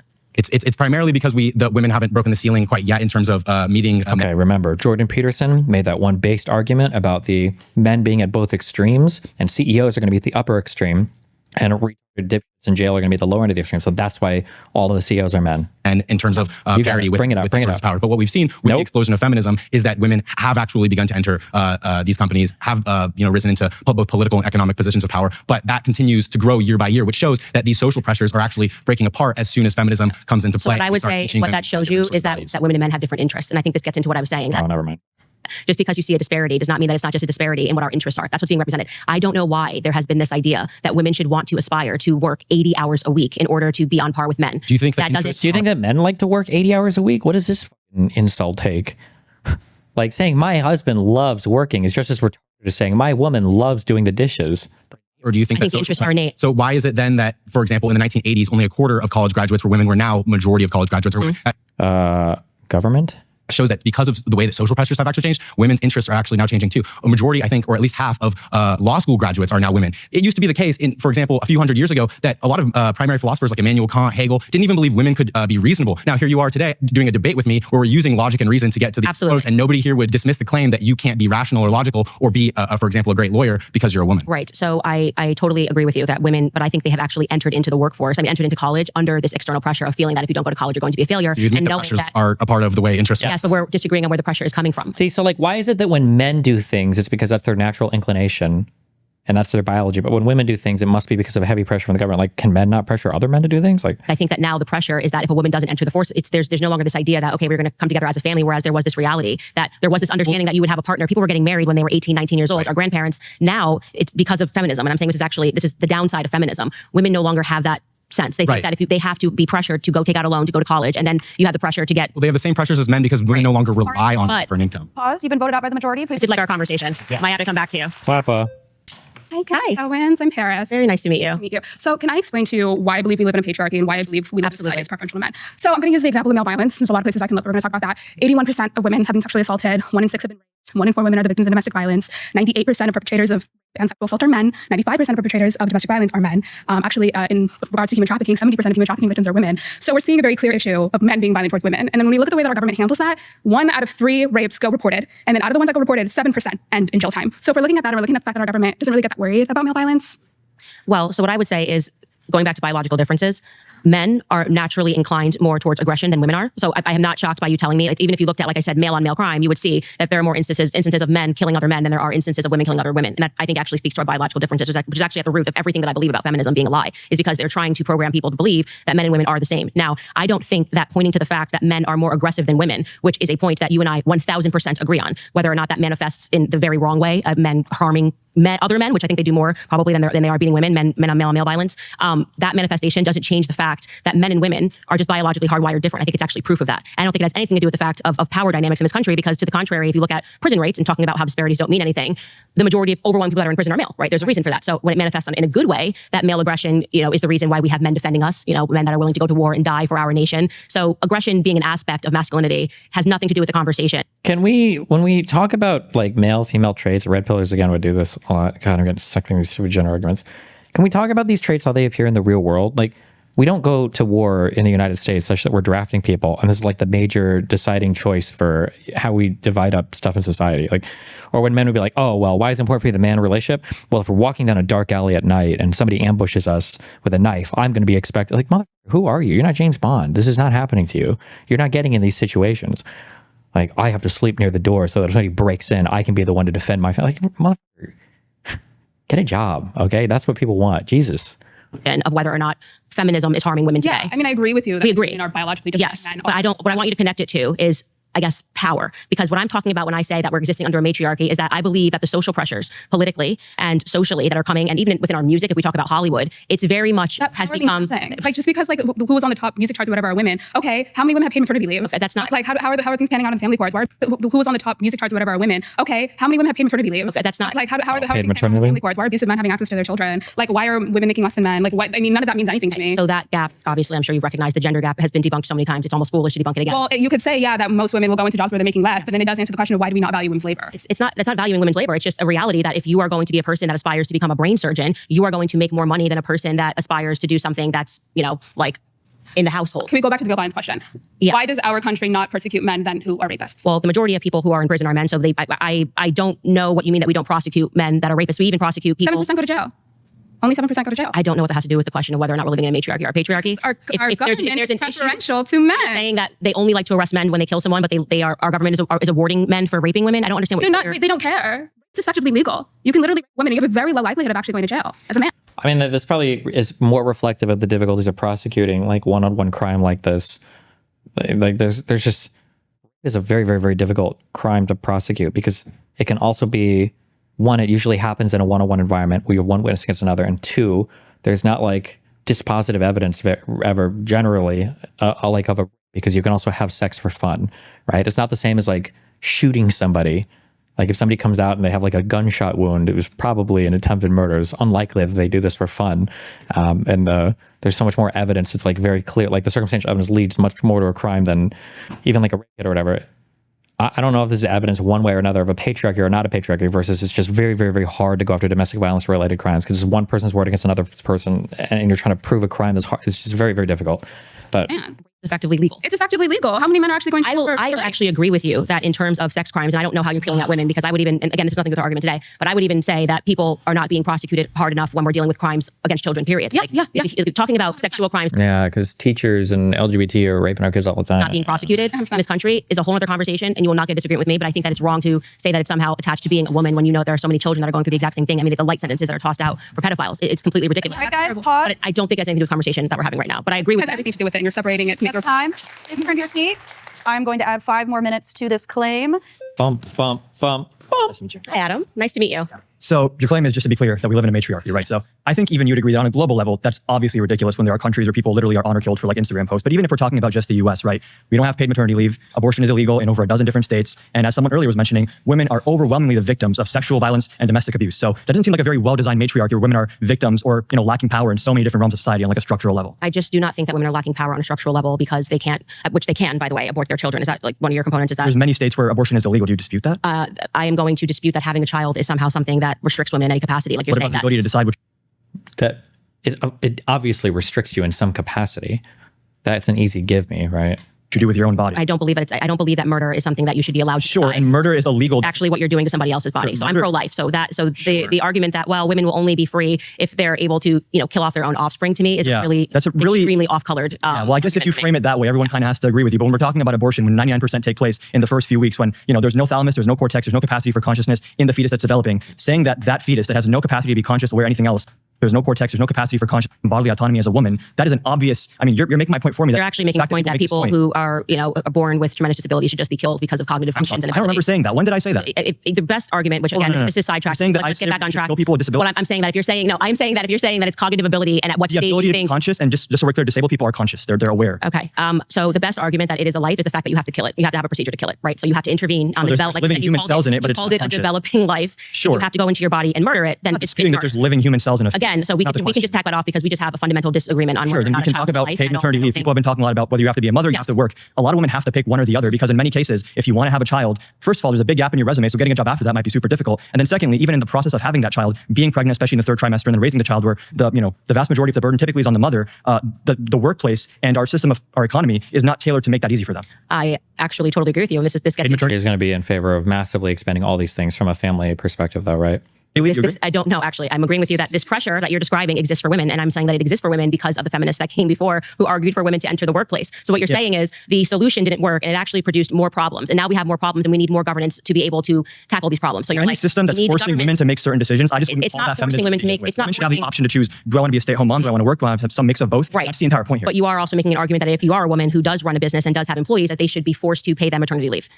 Sure, yeah. Okay, so that's like saying taxes are forced. There's certain things the government does to regulate our economy to ensure equality and justice and better outcomes. Okay, but just so you know, when you do that, like to a small business owner, what you are arguing for is supporting big corporations and taking out the little guys because I'm arguing for supporting people that want to be mothers and also work at the same time. Right, the mechanism we do that with, it can be subsidies, taxes. You guys can't just keep this. You can't say that we can't have we can't get down to the economics of what it actually implies, right? I have an economics degree and I can tell you if there's a small business that can't afford to pay maternity leave, the government might probably subsidize them and cover the costs. Where's the government getting money from? This is tax revenue. Right, exactly. So from us, just to be clear, from us, and this is the thing that gets me about all of these debates. The magic solution that everybody has that we just need to tax the government more. Every other developed country has paid maternity leave. But it's not magic as in like the money is coming from you. It's coming from us. So you're sitting here saying, taxes work. Yes, we should be raising taxes. Okay, and this is the entire problem is that the government is already taxing homes times 2, and people are already struggling with what's being taken out of their taxes. Taxing capital gains properly. They're not taxing homes times 2. They're just taxing the income that everybody in the house makes. It's not taxing homes times 2. That's such a weird way of saying that. Corporate profits properly. Sure, you have something that there's a reason that we should be taxing more here, there. It's an point is that problem. the reason why families are having bring in more revenue to have women be mothers. What I'm saying is that you are just creating a cyclical argument. You're basically saying that women want to be able to have it all. Women cannot have it all because the government choice to do what they like. Okay, but you're saying women should have the choice to have it all. Okay, so you're saying a really interesting way of putting like do you have it all right now where you're working and you're also a mother? Is that having it all? I'm saying that it's not possible. Just as a quick thing,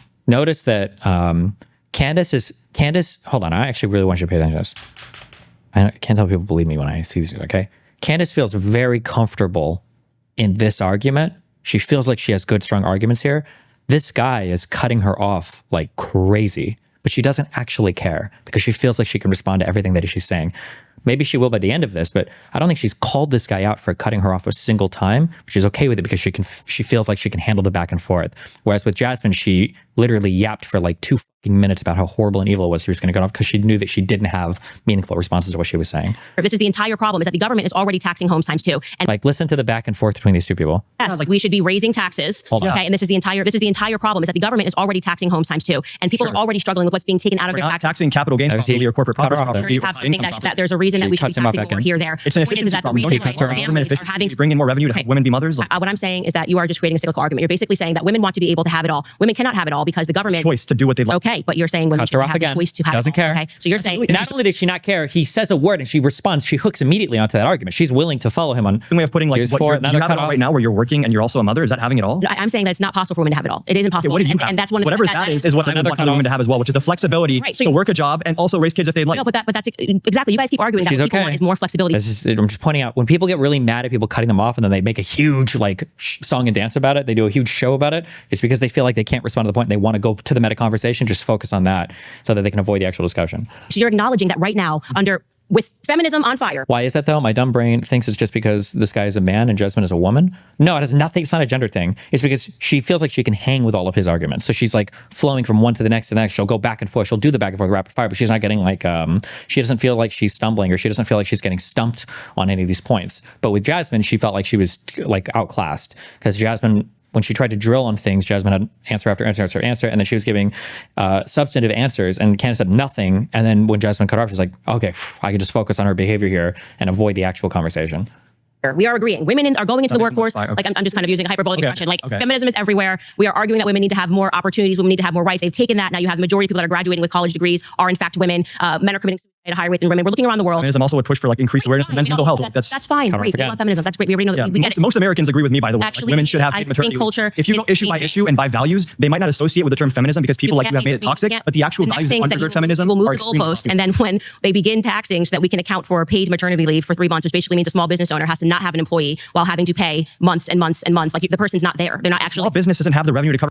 But she is getting stomped, no? You can think that. It's not about if she is or isn't losing in your perspective. Obviously, you're going to think everything she says she's getting stomped because that's your perspective. She thinks she's doing really well and she thinks she has good response to all of these questions. So she's going to continue to pursue, she'll do the back and forth without complaining about getting cut off because she feels like she's in the flow state. Not have an employee while having to pay months and months and months. Like the person's not there. They're not actually. Small business doesn't have the revenue to cover paid maternity leave. The government would probably subsidize them to make up the cost. No, I actually think that the way things were made more sense, where we had an environment where you could afford to take care of children with just one person bringing in income in the house. Is that possible in the current environment? You can obviously. Things are going to get way more expensive with these tariffs as well. Like it's not going to be easy to afford anything in the coming years. Is it going to happen overnight? No, but I think we need to be realistic about the fact that the first thing didn't work, right? The entire argument, the first thing was women entering the workforce is going to make everybody happier and richer. That was the idea is that women having the choice to enter the workforce is better than them being forced to not do that. Okay. That's the argument. Okay, that actually is not the argument at all. The argument was that women would become, and I'm talking about what the feminists got ahead of, and this is why women like this imaginary Twitter feminist, but like right now you're talking to me, and that's not the argument. I'm not actually debating an imaginary Twitter feminist. I'm speaking to you, and I have no idea why you're becoming increasingly more rude when I'm just rebutting your point. No, you're not responding to my point. I am responding to your point. I'm saying that you're creating a cyclical argument where you keep saying that the thing that you just did, that you said was going to be enough. What we actually need is for women to just enter the workforce. Oh, women are in the workforce, and actually not enough. I'm saying we don't have enough. Okay, because we don't have I'm telling you that you're also not going to have enough because you're going to then be complaining when you get that paid maternity leave because you're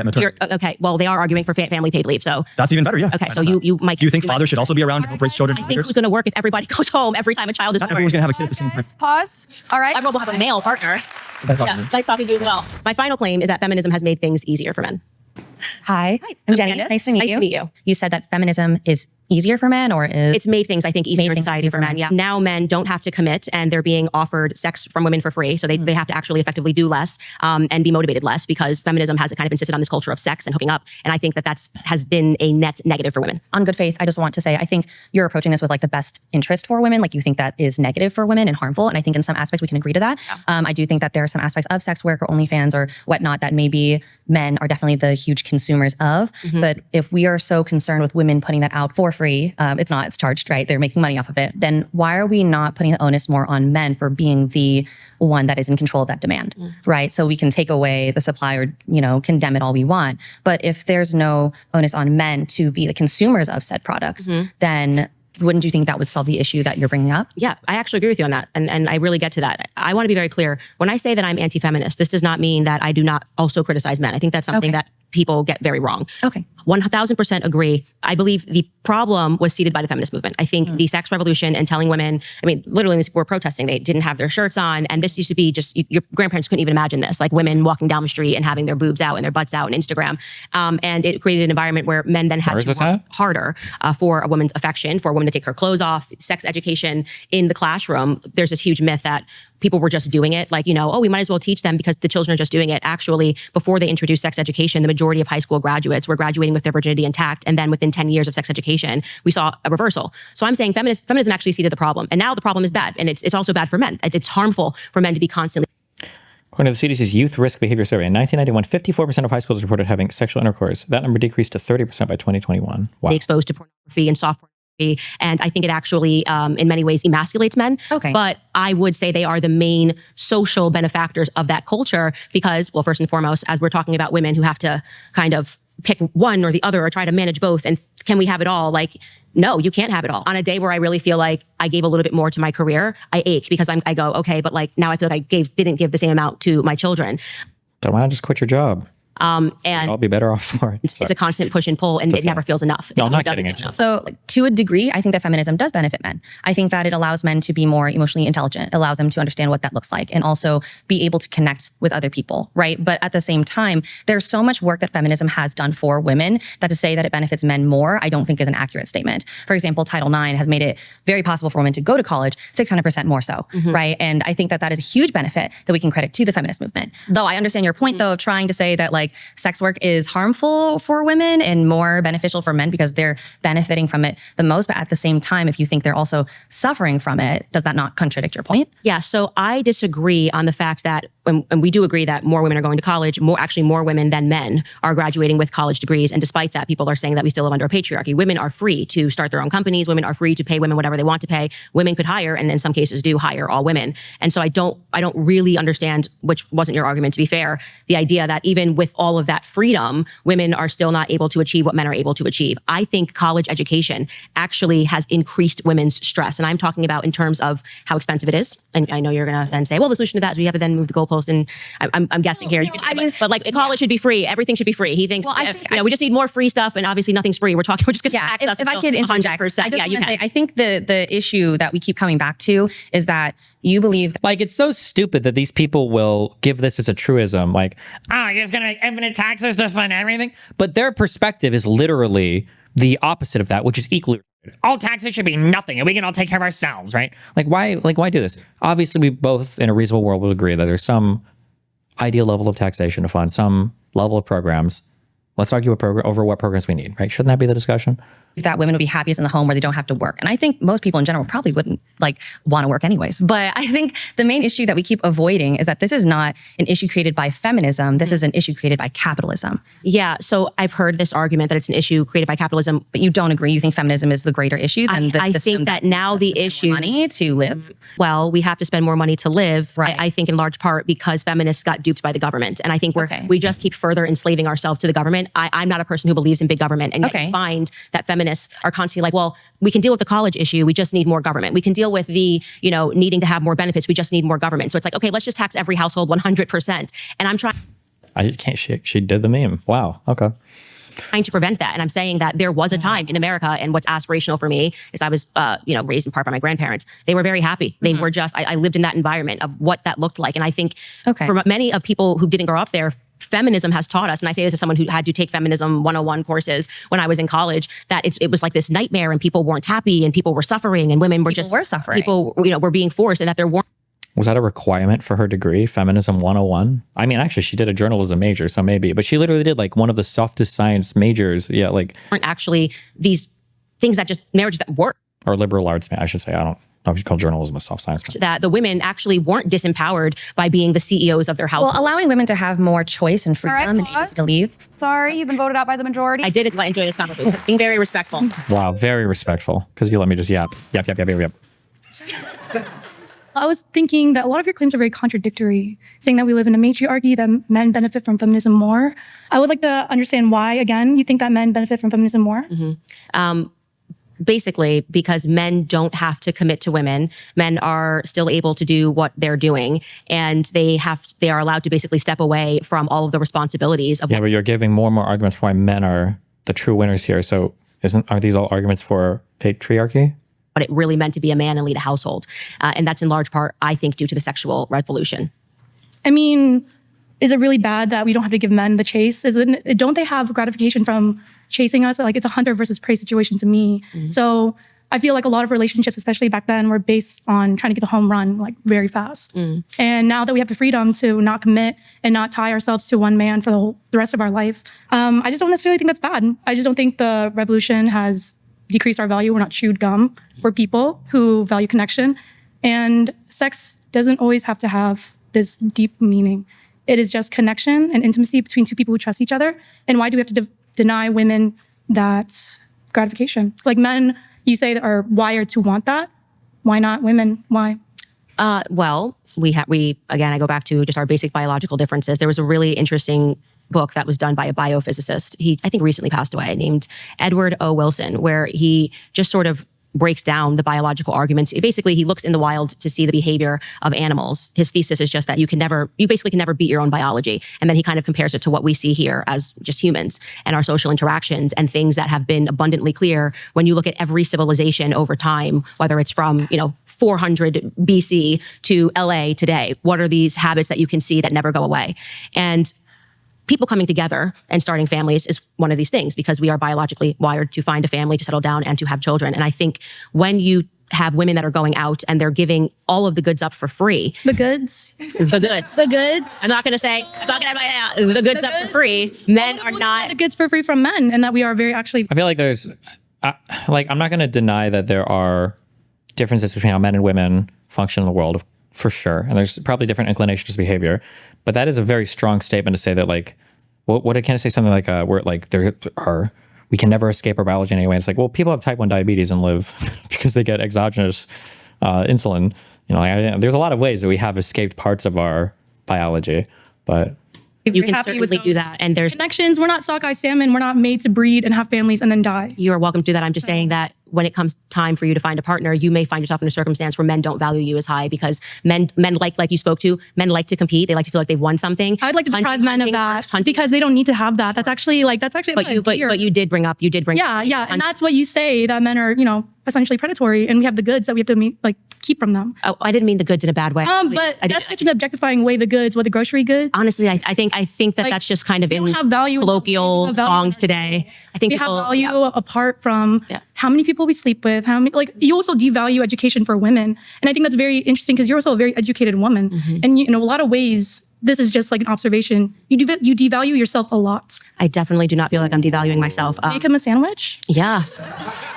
Yes, which is the title of my book. Yes, feed your men and everything. Feed the people that you love. Because family isn't defined just by your partner or your kids. Family is community, and you should care about your community. And understanding that, I just don't think you really care about the community that much when you're pushing this rhetoric of devaluing women so much to stay in the kitchen, stay within the homes. And also saying that they're wasting money on college when education is very important. There's a lot of scientists. Well, why? Why are they voting her out? Why? She barely even got through a thing. I feel like it's haters in the audience. What? So much to say. Why do they? I don't understand why they do that. Or what? Sorry. Been voted out. Oh, because they all want to talk. Hello. That's why. Hi, how are you? What's your name? I'm Zola Stone. Very nice to meet you, Zola. You have very pretty eyes. Thank you. So you keep talking about OnlyFans and Kim Kardashian, and I do OnlyFans. Okay. And I'm a stripper as well. So you're in the sex industry. I'm mainly a recording artist, but I do that to fund the music. Okay. But, you're saying basically that we kind of devalue ourselves, but at the same time, I'm celibate. I still consider myself a woman of God. And so, not all of us are just out there just, oh, hey, showing goods, we do respect our bodies still. So I don't like that you're kind of putting us all in one box. So we have to, in order to have debates, we have to make generalizations. Of course, there can be some exceptions to the rule. But what I'm trying to understand is, how can you say that you're not, giving up your body if you are a stripper?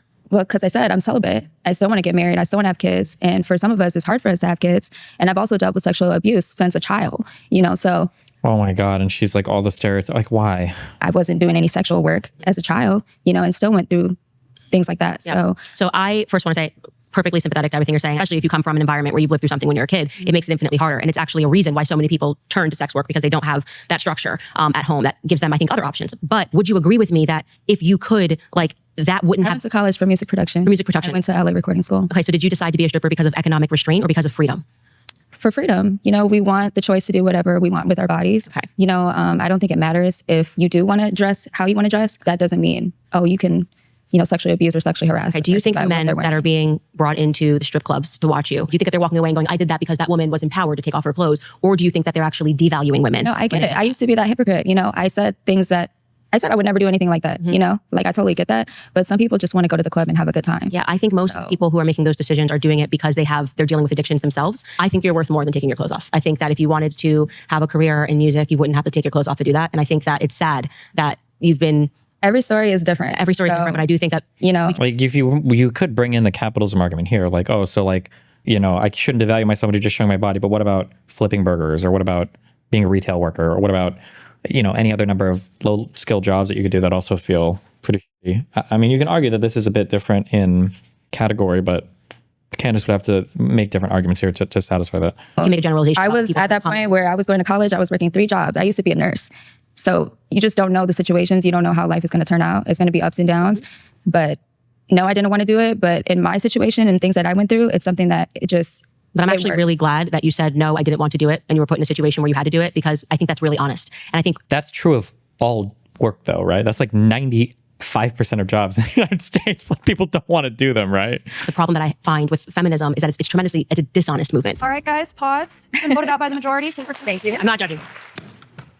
Nice to meet you. Nice to meet you, Catherine. Candace. You brought up a book about that we were going to biology, and that biology is what we should organize society on based on like what skills men are good at. I can restate what I said. There is a book, and the argument that's being made is that you can't outthink your biology is the easiest way to say it. So feminism, I would say, is a movement where they're trying to outthink biology, meaning that all we have to do is this, and that, and then magically we're going to be transformed. That desire within us to want to start a family is just going to like die, or we're going to be happier doing this thing. But I mean, isn't the whole reason she's here? Hey, stop! No, you don't need to do that. Isn't the whole reason Candace is here is because she thinks that society has outdone our biology?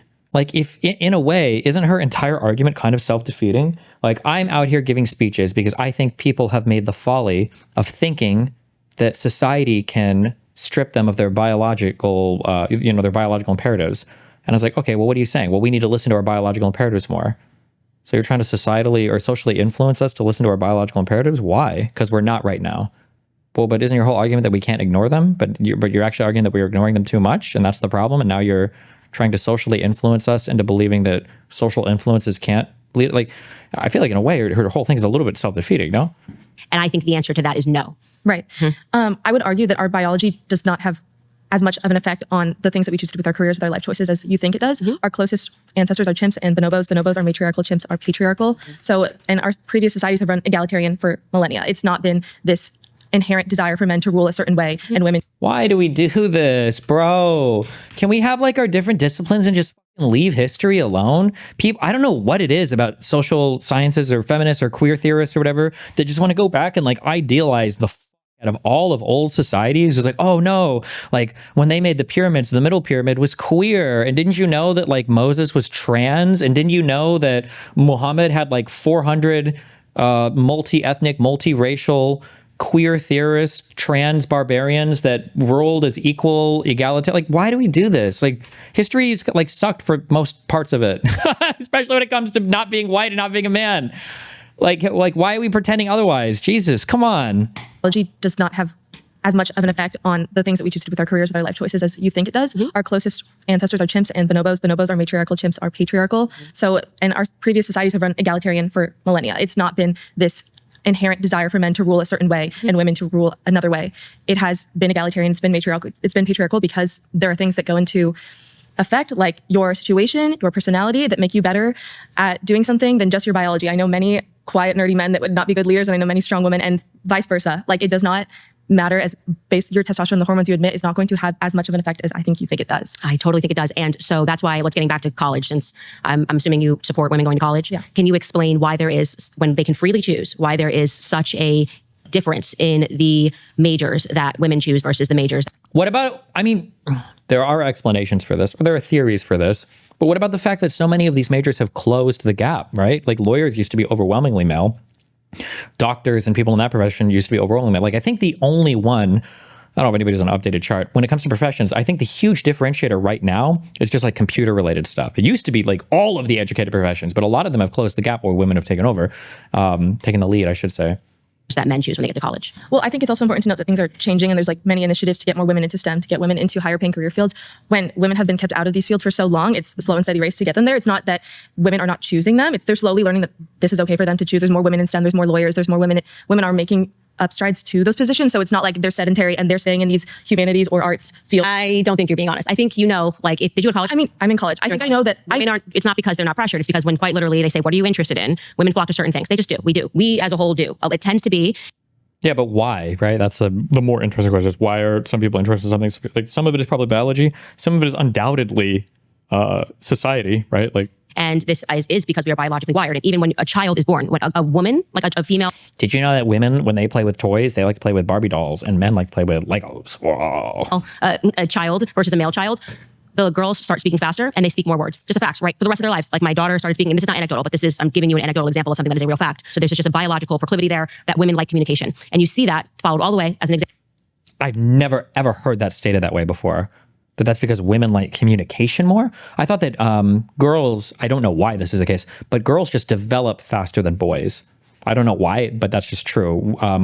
Girls mature faster. Boys, there's this awkward period in, I don't remember the age.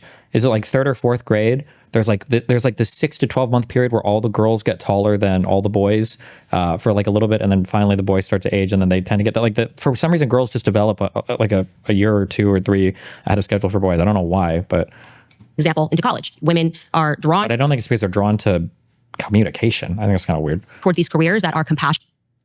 Is it 8th grade? I don't remember what age it is. Emotional, and communicative, which is why you'll see women flooding journalism. That's why even when you see women that are finding success, they are typically in careers that are communicative and compassionate. Women that will say, I want to do psychology, I want to do children's psychology. And so even at the same time that women are saying that they're running away from their biology, so to speak, they are still exhibiting that they very much believe in these determined biological characteristics that I think are something that's just never going to go away. Right, but I would also bring up that the way that young girls are given dolls, young boys are put in sports. These things that kids learn at a very early age are very impactful in what children like and pursue in the future. It's not simply that I don't think there's a biological gene that women like fashion and men don't. That's why we do see men in fashion. That's why there's actually at the top of all these fashion houses, a lot of men are in successful positions in fashion.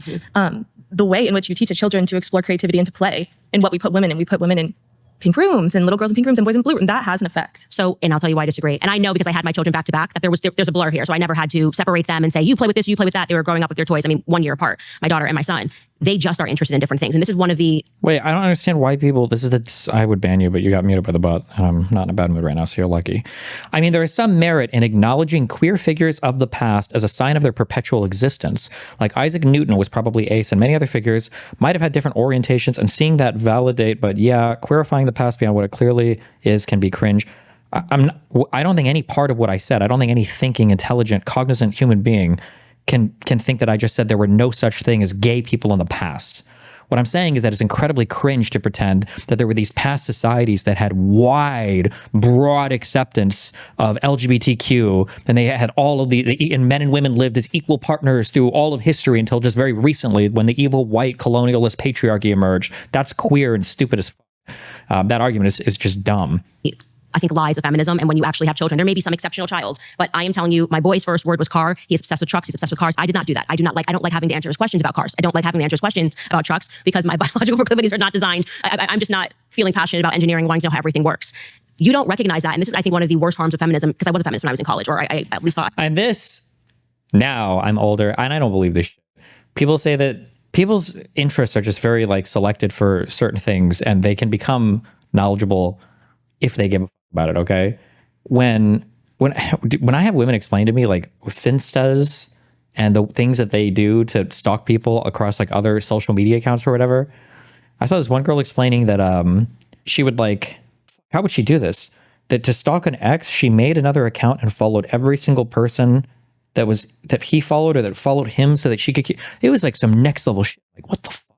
And like all of the different weird, I'm like, okay, well, but then the same person will be like, oh, I don't know how to switch my email account. It's like, okay, it's because you care about one thing, but you don't care about the other thing. I don't think it's that a woman is like inherently tech or can't operate the phone. I think it's just a matter of where the interests are. Same thing with guys, who a guy will be like, oh, like I just, I brought up a whole bunch of YouTube tutorials and I figured out how to like resolder, this cracked part on this PCB for my GPU. And I actually made my graphics card work again.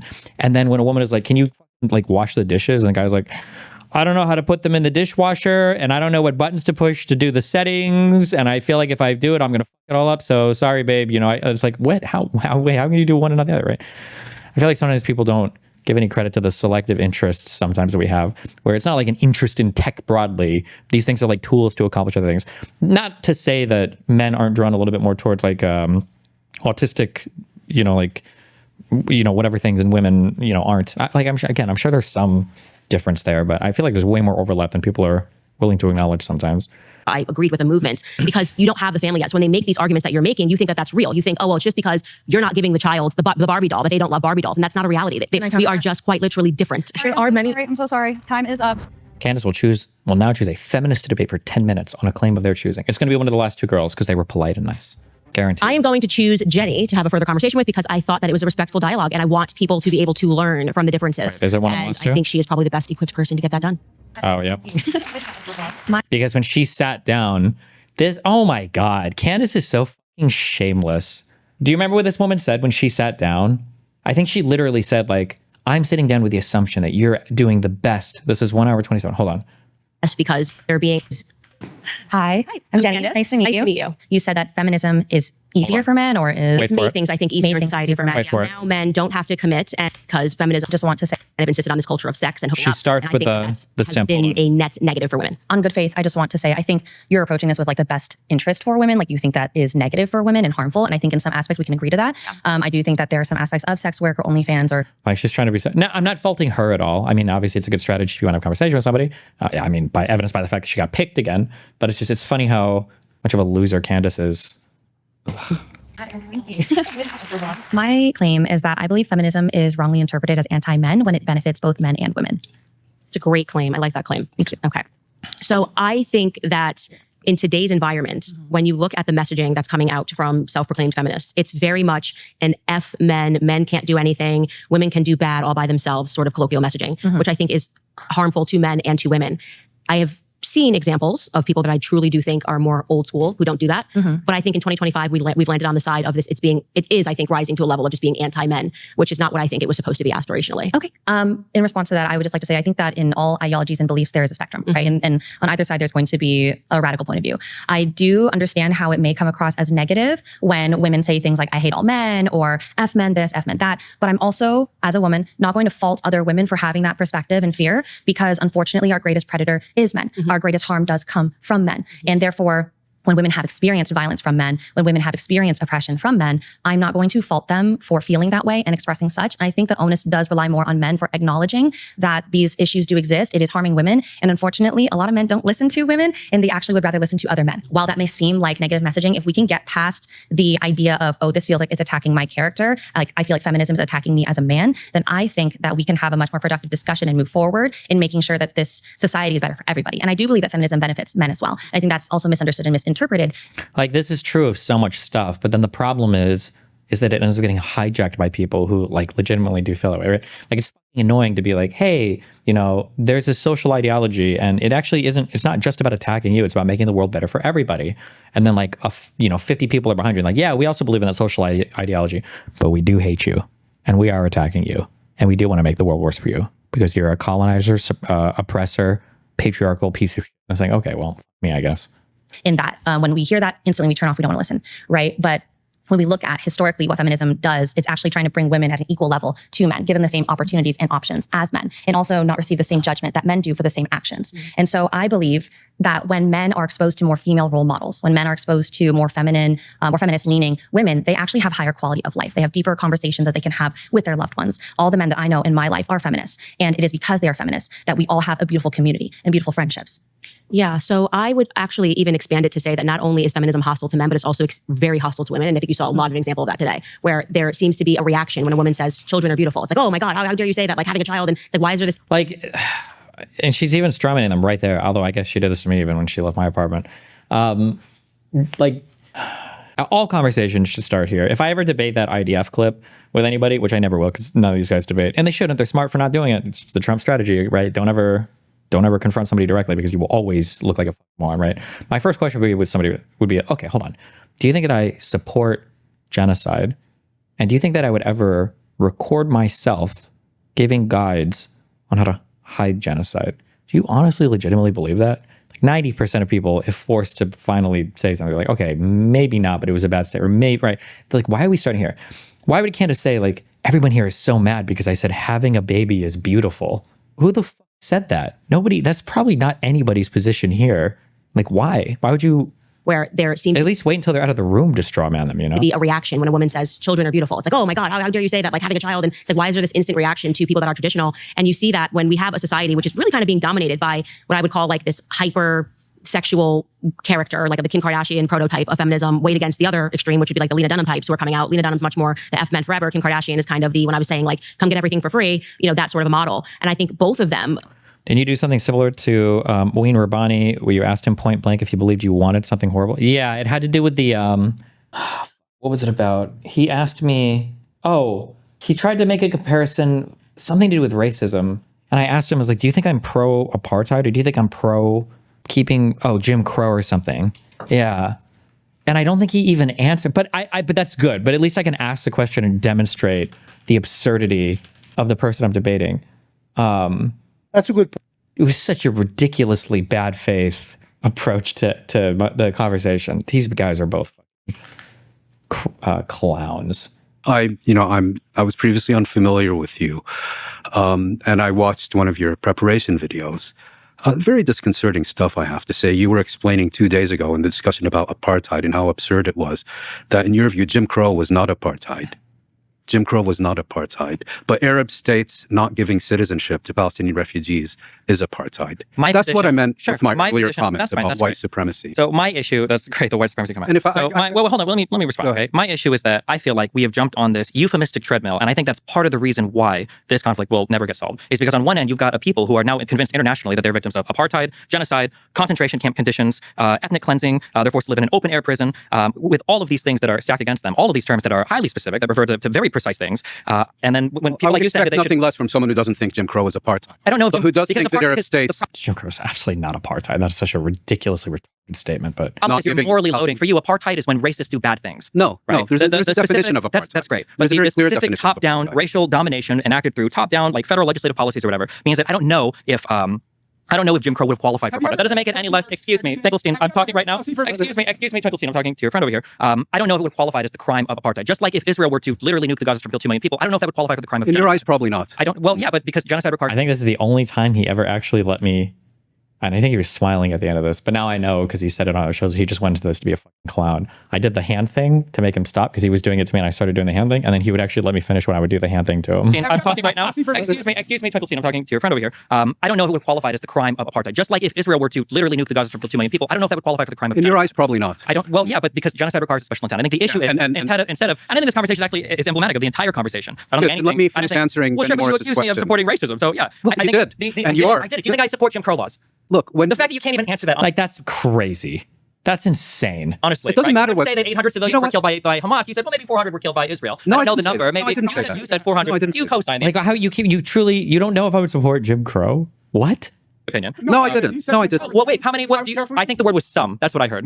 This is one of your bad takes. If nothing else, Jim Crow being analyzed through the lens of apartheid is a reasonable analysis. It's not. It shows you either know nothing about Jim Crow or you know nothing about apartheid, or you reject tradition in a way that there's a little bit of hatred there for women who don't want to climb the ladder and work 45 hours a week for a small paycheck and who actually aspire to marriage. They think that there's something intrinsically backwards about that. They think that there's something wrong with women who are wholesome and happy, and they instantly try to problematize that. And I'd say one of the greatest cultural examples of that today was like the feminist attack on Ballerina Farm, which just kind of came out of nowhere. It was so weird. Like, we have an example of every feminist on the cover of everything, and it's like, but no, this woman can't.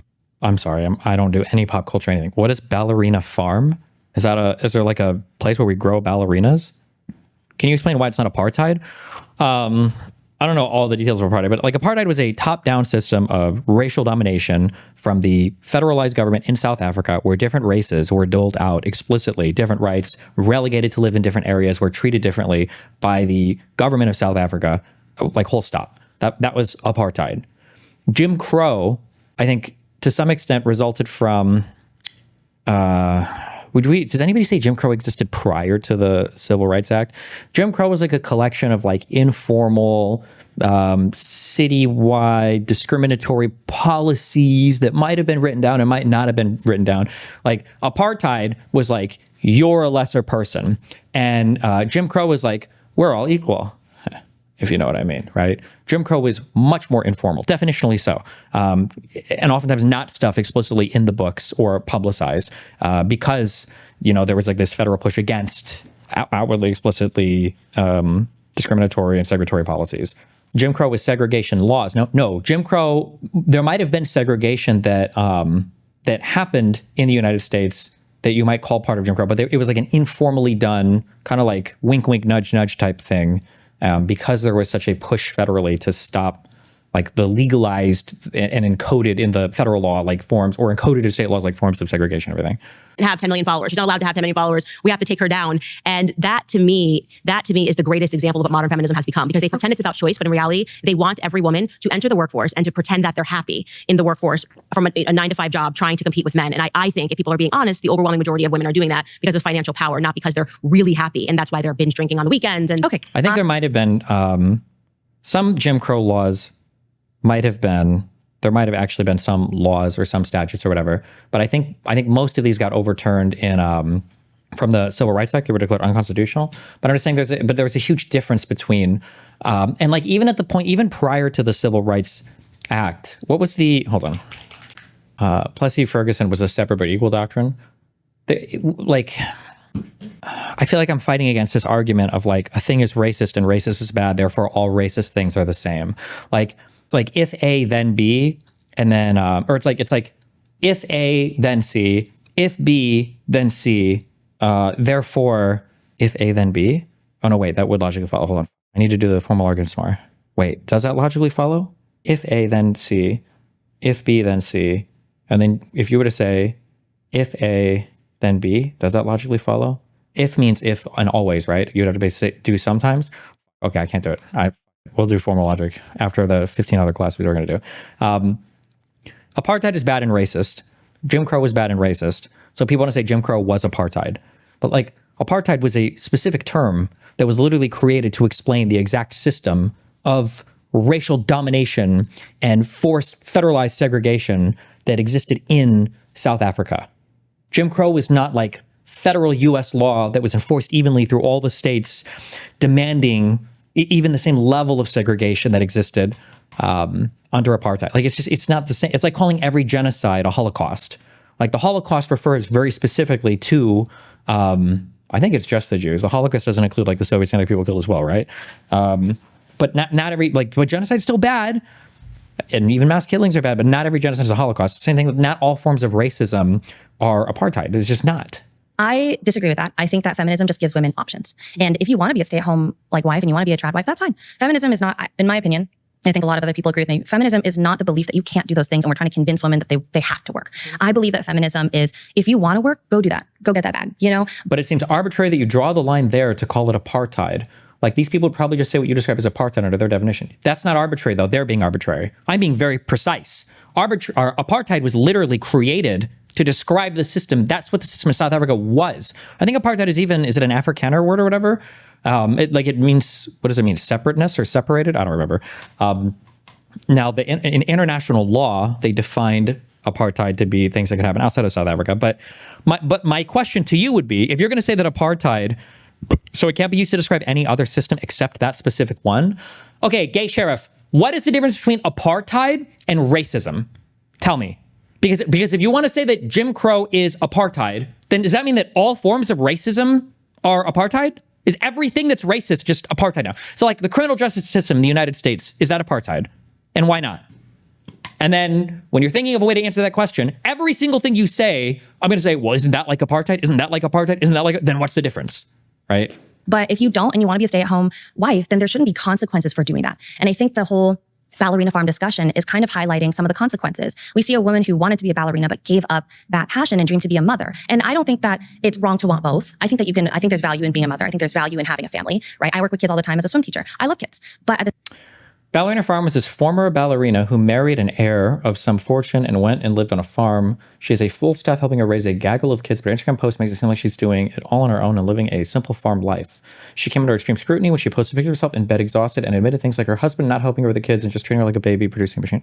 Okay, Jesus. Ballerina Farm. At the same time, I don't want to have to choose between kids and my career path. She didn't choose. And that's another thing is they just keep rejecting her answering this question 1,000 times. Of course. Racism that's part of the law encoded as so is apartheid. No law in the United States separates anything by race. Okay, so if we had a law saying, so when we had school segregation, was that apartheid in the United States? Let's say that we made a law right now, or there is a law that says like, oh, black and white kids go to different schools. That's apartheid. When you're young and before you have kids, the things that I wanted to do aspirationally has radically transformed from now that I'm married. It suddenly, everything came into focus. Yes, that's the definition that everybody uses. If that's so, then this fucking retarded. And we just need to play video games full time. So everything just becomes everything? You can't have any word to denote any particular thing or of any level of extremeness ever? Everything has to become every single thing. That's so fucking retarded. That's so stupid. And really, I understand that family is what it's all about. It's like you have your first kid and you change entirely. Okay. Your focus changes. And I do find exactly what you're saying is that even when she herself says, no, this is a bit of straw man. Not that I think Jim Crow is necessarily apartheid, but it's clear that it's more than just plain racism that makes Jim Crow similar to apartheid. I agree, Jim Crow is worse than just plain racism, of course. But like, we had a particular phrase. Let's see who really knows their U.S. civil rights history. In the United States of America, there was a particular expression that we had that wasn't apartheid to refer to Jim Crow, like laws, regulations, formal and informal. Does anybody know what that phrase was? Good job, little Skeeter, you got it. It's called Jim Crow. That's what it was. They were Jim Crow laws. Learn them and understand what that means and what it is. Everything doesn't have to become everything else. Apartheid was a formalized system, federalized in South Africa, that was the massive segregation and domination of a minority race over the rest of the races in the country. That is a different thing than Jim Crow laws. Both could be racist, both could be bad. You might say there are some similarities between the two in some ways, but they don't have to become the same thing all the time. This is what I wanted. I was not forced to give up. That's what I wanted when it was just me in my life. And I went to Juilliard and I did what I wanted to do. And I danced as a ballerina. And then my husband moved to support me as a ballerina. And then I got pregnant. So then what system would you use what word would you use for a system where racism is coded by the laws? Well, I would call it racist laws. Or we could call it segregation. Or we could call it, in the United States in that era, it was Jim Crow laws. What do you mean? When you have a child, your entire world changes instantly in a moment. And it's hard to describe that to someone who doesn't have a child yet, because when I was there, I didn't understand it either. So I actually would have agreed more with you until that moment happens, you don't get it. And so what I'm saying is that to see people constantly try to problematize her life when she's like, I have 8 kids now. It's like, not only do I love kids, I have 8 of them and I'm cooking and I'm going to school and I'm bringing them with me to Ireland. And the attacks on the trad wife culture, it just shows you that there is fundamentally a hatred for tradition. And I think that hatred is being bred into women. And ultimately, when you find those women at 50 who have chased their careers, it has been my experience, and they don't have family, that they suffer from tremendous unhappiness if they've missed that window of opportunity to start a family. I mean, I would like to disagree with that point that feminism is hating on the trad wife life. I think there is a misrepresentation of that life that's being fed to people. But you wouldn't say Jim Crow applies to a different place. Jim Crow is specific to the United States. I'm saying apartheid is a convenient word for that, and you need to find a better replacement if you want that to change. I'm just saying that there are meaningful differences between apartheid and Jim Crow, that these things are meaningfully different. And the way that both things eventually would get overturned were meaningfully different. These were just meaningfully different things. For example, people like Nara Smith and Ballerina Farm they're social media content creators. That is their job, right? So it's not that they're just a stay-at-home mom. Content creation itself, as I'm sure you're aware, is also a job, right? So they are not actually fully trad wives. They also are working. And on top of that, they are marketing this lifestyle that is not attainable by everybody. It's not feasible. And I think you agree with this too, to be spending 8 hours cooking. I'm saying he backed off the original point. Reminder that he's conceded the original point. He just said that there might be some useful similarities. Did I say useful similarities? I said there might be some similarities. My original comment that started this is, if nothing else, Jim Crow being analyzed through the lens of apartheid is a reasonable analysis. That's more you backing off. Hold on. If you're saying that my ultimate concession was there might be some similarities, and then your original comment is Jim Crow can be analyzed through the lens of apartheid, those two statements are not the same thing. What? You were insistent on using apartheid to refer to South Africa. People want a word to describe racist laws in a country. Call them racist laws! They chose apartheid. It's just a general word to these people. You're insisting that it be used for South Africa only on an arbitrary basis. I'm not being arbitrary. How could you say that? You know what the word arbitrary means? It was invented in South Africa. It's a language. It's a word that comes from that language. It referred very specifically to the system that was specifically set up. You're the one that wants to use every word to refer to everything because all of it makes it sound as bad. It's not the same thing. You would rather live under Jim Crow than under apartheid. Apartheid was worse, arguably. There are some people in Jim Crow that had worse lives than some people under apartheid, but it was like a meaningfully different, separate type of system that had different, separate types of responses. Like, I don't know, chocolate chip cookies from scratch where you've harvested the cocoa yourself. You know what I mean? And it's not feasible in our current economic system. Also, it probably depends on the time period of Jim Crow. I'm sure in the late 1800s, it's probably different than the 1950.